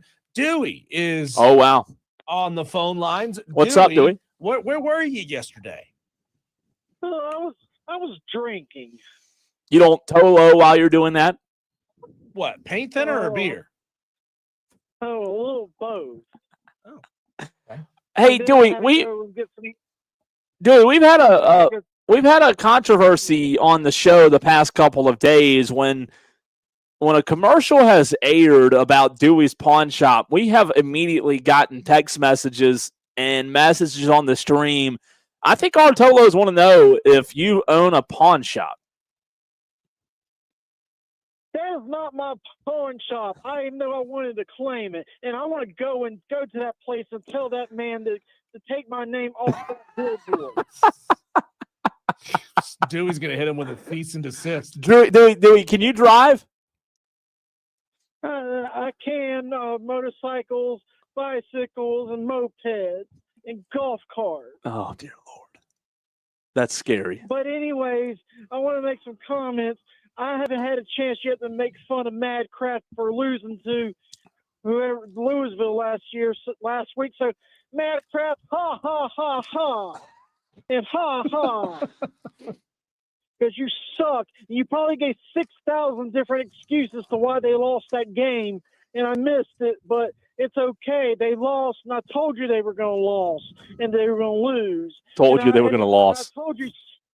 I told you Stanford was gonna embarrass Mike Norvell because Mike Norvell sucks, and I almost thought about taking Stanford and Miami for the upset pick challenge, but the chances are that game was so horrible when they played Florida State that I wouldn't pick Stanford to beat anyone no more because that Stanford just sucks. So, Madcraft, I'm going to leave you alone for right now. As for Shane Beamer in South Carolina, it's 56-0 tomorrow. That's it. Oh, my gosh. Season's over. Thanks, Dewey. 56-0. And Clemson's on a bye week, so Dabo can lead church or whatever he does. So I'm going to make my upset picks right now. Mm-hmm. And I'm going to go for gold here. Oh, God. After drinking and thinking, and then I was doing some yard work and I was pondering this, and still mad about that pawn shop thing. I got to go find this place. But anyways, I'm going to take UCLA over Indiana, 26. I think it's 26.5. And I tell you what, UCLA is on a 3-game winning streak. They're 3-4. Indiana's number 2, but I think Indiana's going to fall off the pedestal. And this is a good game for them to fall off the pedestal with. Wow. And I hope Stanford does beat Miami. Oh. Thanks, Dewey. All right, Diesel, we got to talk a little Furman Paladins football. Clay Hendricks, the man, the myth, the legend, Coach Clay Hendricks next right here on the Fan Upstate. Back.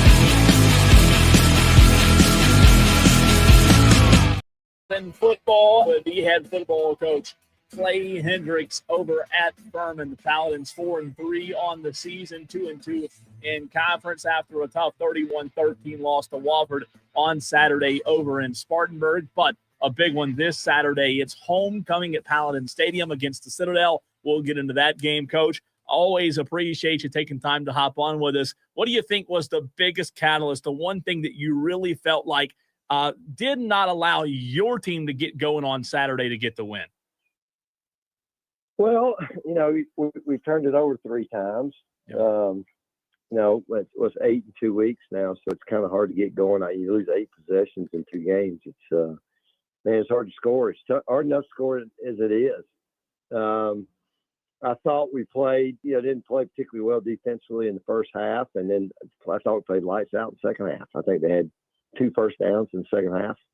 But like I said, we just, turned the football over. Missing our top 3 receivers, which that's part of it.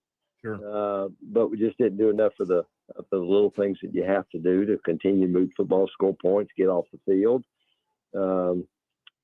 Which, again, give them a bunch of credit, but sometimes, again, I think we're kind of our own worst enemy.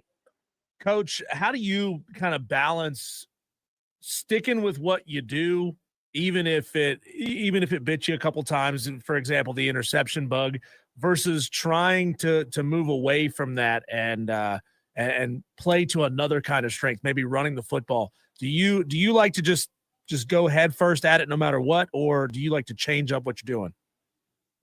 Well, I just think you still got to do what you feel like you do best.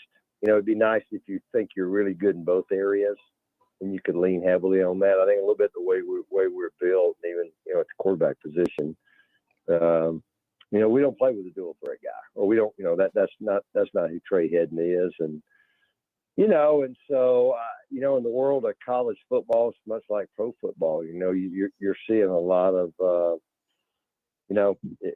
depending on what kind of set you line up in, they've got them all up in there. Mm-hmm. They're playing a lot of, you're going to get a lot of man coverage, and then they're always going to have you outnumbered in the box. And so, what you'd like to be able to do is take kind of what they give you. So you got to be able to complete throws. And he made a lot of good plays in the past game. But finishing drives, those kinds of things, we'd like to stay balanced. If we hit a few more of those and don't turn it over, then we have a chance to kind of stay balanced. And right now, I think we're that team that has to kind of stay balanced. And that doesn't always mean 50-50, but you got to feel like you can be productive in both areas. Coach, you mentioned you and the Furman Paladins without your top 3 receivers last Saturday over in Spartanburg at Wofford. Can you give an update on those 3 guys? Yeah, you know what? We'll get some of them back. So I do feel really good about that. And again, I think they had 80 catches, and so we lost 80 catches really the last 2 weeks that we hadn't had. In 7 games, really 2 of those guys have only played 4 games. I think one of the other ones played in 5 games. So, certainly those guys are dynamic. I think as good a group as we've had, which certainly changes the dynamics of the game, and maybe you keep people away from the box a little bit when they're a little more concerned about that stuff. So, but we're making progress. They're getting better. We'll get them all back eventually, but we'll have some kind of combination back this week. Coach, what kind of psychology have you had to try to employ this week to get Trey Hedden's focus back on track after a couple of tough games, or is he got a guy that kind of internalizes it and has to do it himself? I think Trey's a pretty mentally tough guy. He's a really, really bright kid. And, you think about guys for 5 weeks, he's one of the top 5 in the country in completion percentage.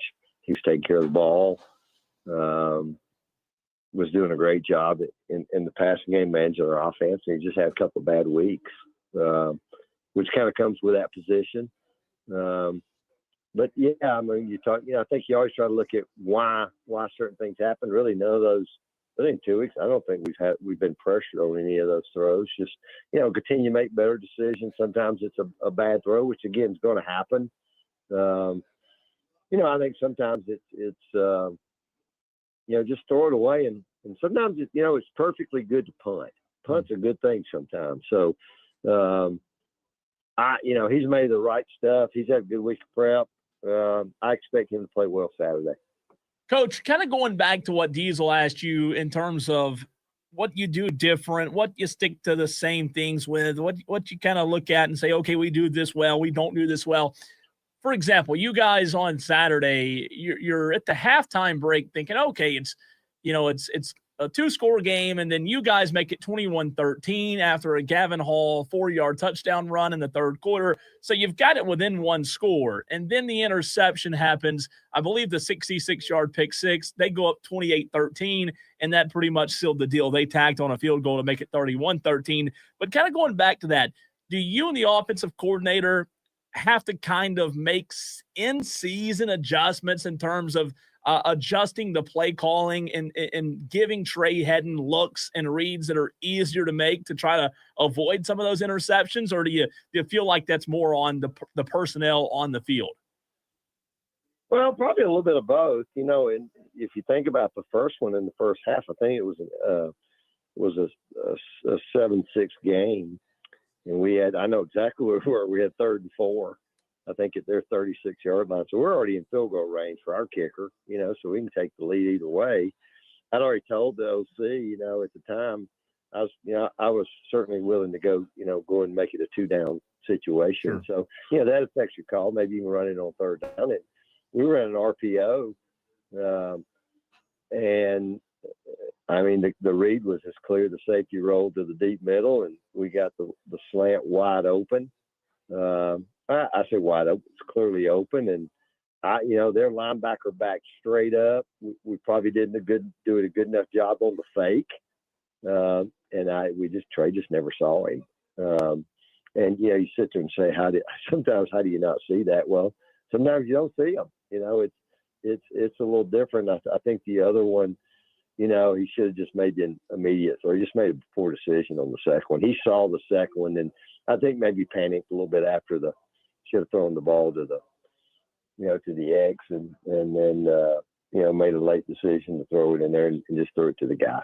So, that stuff happens. It's just a little bit of how we finished the first half. We defensively, played really poorly the latter part. But felt fine about where we were. And again, we made a 1-score game. We've been in that situation a lot this year, and but then we kind of compound it with some more mistakes. Again, like I said, I think the second half they had 2 first downs, 5 3-and-outs. So obviously we do what we're supposed to do offensively, then it's going to give us a chance. We just got we got to be a team that plays complementary football, and the O's got to help the D, and the D's got to help the O. And I thought we were pretty solid in special teams. And that's the formula for us to be successful. Coach, as you turn the page and you look at this weekend's task, taking on the Citadel Bulldogs, they at home, by the way, they are kind of an up and down team, right? In some weeks they're scoring 30, 40 points. In some weeks their defense is, their offense is really struggling to kind of score points. If you were to look up and down, Citadel's schedule, and you've played some of these teams already, who do you think you compare most to, and do you think you'll have a chance to kind of hold them down defensively, or do you think you're just going to have to outscore them? No, I'd be surprised if we have to outscore them. I got a lot of confidence defensively in some stuff we do. I think we have it's funny if you watch them throughout the year, they've changed quite a bit offensively, and they've kind of grown into this gun 3-back team with a lot of option principles in it. It's not a lot of triple option, but a lot of double option, some different stuff. And quite frankly, I think a couple of teams did a really poor job of, defending them. At the end of the day, they do have a physical element now. They're a physical group. There's some direct run stuff in there, but a lot of the option game, they play 2 quarterbacks. The 2 quarterbacks drive them, and you've got to contend with them. But historically, we used to see a lot of these type looks. We don't see as many of them as we used to. But we got a lot of coaches on our staff that have prepared our guys for it, and have been seen this kind of stuff before. And I think you got to have a plan that's going to give you a chance to be really sound assignment-wise. But I think the thing you have to do is you just have to be able to get in the fight, against them. And I think a lot of their struggles early in the year, a little bit was them trying to find their identity. And, one of those games was North Dakota State, and one of those games was Mercer, who was playing really good at the time. And they've kind of found their way, and Western gives you a little bit of an unorthodox look defensively, and I think they were able to take that sometimes, take advantage of sometimes their lack of discipline on defense and create a lot of big plays. And so I feel comfortable with having a plan, understanding what they're doing and how to attack it. But we got to be able to go execute, and then offensively we got to be able to go finish drives and finish plays. And I'm excited for our guys to go play. I think 105th meeting between Furman and Citadel. This is my 32nd game. Great rivalry, and we're excited to play. Coach, to your point there about the option and not seeing it very often, big picture, would you like to see the option come back in a big way, especially to the power level of college football? I know nobody wants to lose players off of their rosters, but there's a handful of, especially FCS and smaller Division I schools that still run the option that could theoretically be a feeder system if a power program wanted to run it. Is that something you would like to see come back to big time college football? Well, I'd love to see it. I spent 10 years at the Air Force Academy, and I played for a wishbone guy in high school. And I think the better part of my first 30 years, there was always some kind of an option element in what I had done coaching wise. And even for the good bit of the time we were here, when I first came back, there was a lot of that. I think the personnel drives it a little bit. I think probably the thing that hurts the highest levels is it gets used against you a lot in recruiting. If you want to recruit receivers and different things, but there's some people doing a great job of it. Even the academies now, if you watch them, they're not an under center double slot triple team. That's not who they are. I mean, Drew Cronick, who I worked with, Drew was my offensive coordinator my first year here. Is doing a lot of stuff we did, in 2017 at Navy. They're undefeated. My guys at the Air Force Academy, I've watched them some, and it looks to me, obviously, Citadel's been watching some of their stuff. But you watch them, and golly, they're top 20 in the country in offense. Mixing both a little bit of gun and a little bit of their under center traditional stuff, and that's a little bit of part of who I am. So yeah, absolutely, I'd love to see that come back. One of the sad things to me was when they took the low blocking out of college football, and that was somebody having an agenda that had to play Paul Johnson every year, and they got enough votes on the rules committee where they got it banned because nobody ever showed me any data that showed injuries for low blocks. I see some brutal low tackles, some cut tackles, and we're not going to take that out of the game. So I never quite understood that. And, when you took that out, it just kind of made it goes back to that, who's got the bigger, better players. It was always a great equalizer. And no, I'd love to see it come back. I think in some ways it's making a little bit of a comeback, and all these dual threat quarterbacks that you're seeing. Talking to Clay Hendricks, the head football coach, the Furman Paladins. Coach, just curious here, when you're game planning against a team like Citadel, they're led by a coach and Coach Drayton, who was a special teams coordinator at several of his stops in the NFL, and Maurice Drayton. And you just have to wonder, when you look at guys who have these special teams expertise, we see it at South Carolina and Beamer ball. Do you feel like preparing against a team like the Citadel, knowing what they do offensively, you still maybe have to account for some Beamer ball, if you will, when it comes to special teams, just because of Coach and his extensive career in the NFL coaching special teams? Well, I think that's a little bit of who they are. Yeah, obviously Maurice does a great job. He's also got his actually special teams coordinator. He's got named Tony Coaxum. I've known Tony forever. Tony's a West Point guy. Was at Denver when I was in Springs at Air Force, and known Tony, and he hired him. And so, yeah, I mean, I think in the last 2 years they've tried to fake 2 field goals against us. They've onside kicked one. I certainly, that certainly has been been a big point of emphasis for us this week. And I think they're a little bit that way. If you watch them offensively, you get some of these, people kind of refer to as muddle huddles. Yep. They might line up all 11 guys behind the center and then kind of burst into a formation. So I think all those things you got to be able to handle. But, I don't know if anybody does a better job than Tommy Spanger, our guy in special teams. So I think we're big time prepared for that. But again, I think that's a little bit of who they are. Gotcha. You're going to see the gimmick and the gadget plays, and you have to be ready for them, And so I know they tried to fake a field goal last year. I think it ended up being a huge play in the game when we stopped it, and then we're able to get a drive late to go down and score and win.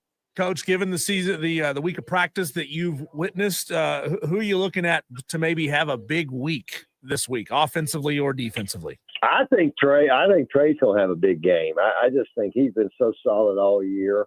Getting a guy like Evan James and Keith Hamilton back. Evan, I saw just made the Jerry Rice Watch list as a freshman receiver, unbelievably talented. And we hadn't had him in a month, so getting him back is huge. And Keith Hamilton there. I just feel like offensively, we've played really good at times, but we left points on the field. We just need to finish. And then I'm kind of excited to watch our defense again. I think we have a really good plan that allows our guys to play fast. And you can play fast, but you got to be disciplined because you don't attack, and then that guy that's been coming to block you downfield, all of a sudden he runs by you. Yeah. And that's the nature of who they are. They are certainly capable in the passing game, but it's not real hard to hit a guy 15 yards behind everybody and nobody's covering him, and so those are the things we have to be able to stop. Keep them, first down I think will be huge because if you let them, it's not the old traditional, under center triple team where you felt like they 3 and 4 yards you to death. They create a lot of explosion plays at the quarterback position. And, I kind of told our guys, the way all the rules are now about hitting quarterbacks this week, you don't get a chance to hit a quarterback. It's because he's running the ball. Yeah. And I think the two quarterbacks are their two leading rushers, and they're good players. And one of them's actually an Air Force transfer. So they're talented. So they're going to continue to make you to defend the whole field. But I'm excited to watch the whole defense go play. Well, Coach, we appreciate you as always. Best of luck Saturday, and we'll talk to you next week.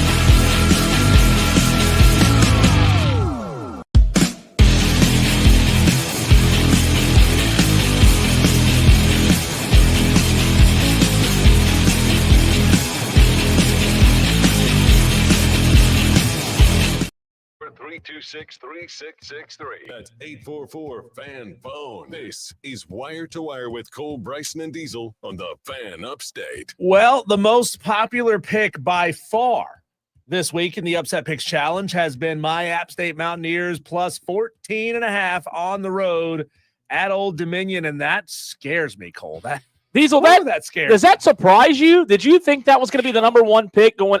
That surprises me. That's a big spread. I think people are kind of hanging their hats a little bit on the App State reputation because Old Dominion's been pretty mediocre for a while, right? I mean, they're in a hotbed of recruiting. Old Dominion should be a really good football program, but then again, you know as well as I do, as soon as somebody gets good at Old Dominion, poof, they're off to Virginia or Virginia Tech or NC State. No. I think the reason everybody chose it's because they heard you on Wednesday choose it. They said, oh, well, if Diesel's choosing it, dadgummit, I'm going to choose it as well. Let's see how many Tolos actually picked that one. So far, 17. That's a lot, man. And the reason I'm surprised by it is it's a, 14.5-point spread? Mm-hmm. I'm very surprised that there were that many entries for that one pick. That's a lot of points. Taking Indiana to lose. Well, I like my 4.5 tonight a lot better, don't you? Yeah, 12 is a huge reach. I really like your game. And if I didn't need to make up a lot of ground, I would have taken that one too, because I cannot fathom why a 5-win Cal team I know, man. is when it was locked in, it was 4.5 points, and that thing has moved up. It has. Right? That thing has moved. It's 6.5 now, I believe. Last I saw. So again, to your point, nobody really knows what's going on with that spread. It just is one of those that really don't make a whole lot of sense. A lot of faith in the Hokies tonight, and I'm just not really seeing it. But Tolos, if you haven't gotten your upset picks in yet, now is the time. You're coming down to the final hour to text in 844-326-3663. We need your name, your game, and the spread. And Cole, you are walking evidence that you shouldn't give up. You should never give up in this challenge. Keep making those picks because you never know. Never know. If you're going to hit for a good one or a couple of small ones and work your way back up. So I've got to remind myself tonight during the Burns-Spartanburg game to keep an eye on my game to make sure Virginia Tech is not winning that football game. Again, we're Golden Bear fans tonight. Diesel cut my salary because I sang the alma mater earlier of Cal.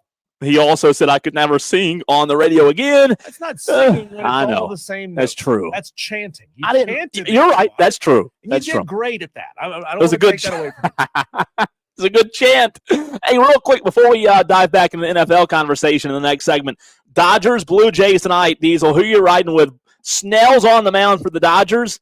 And man, I think a lot of Snell. And I think that Blake Snell might have an opportunity to go twice. And that's a huge boost for the Dodgers.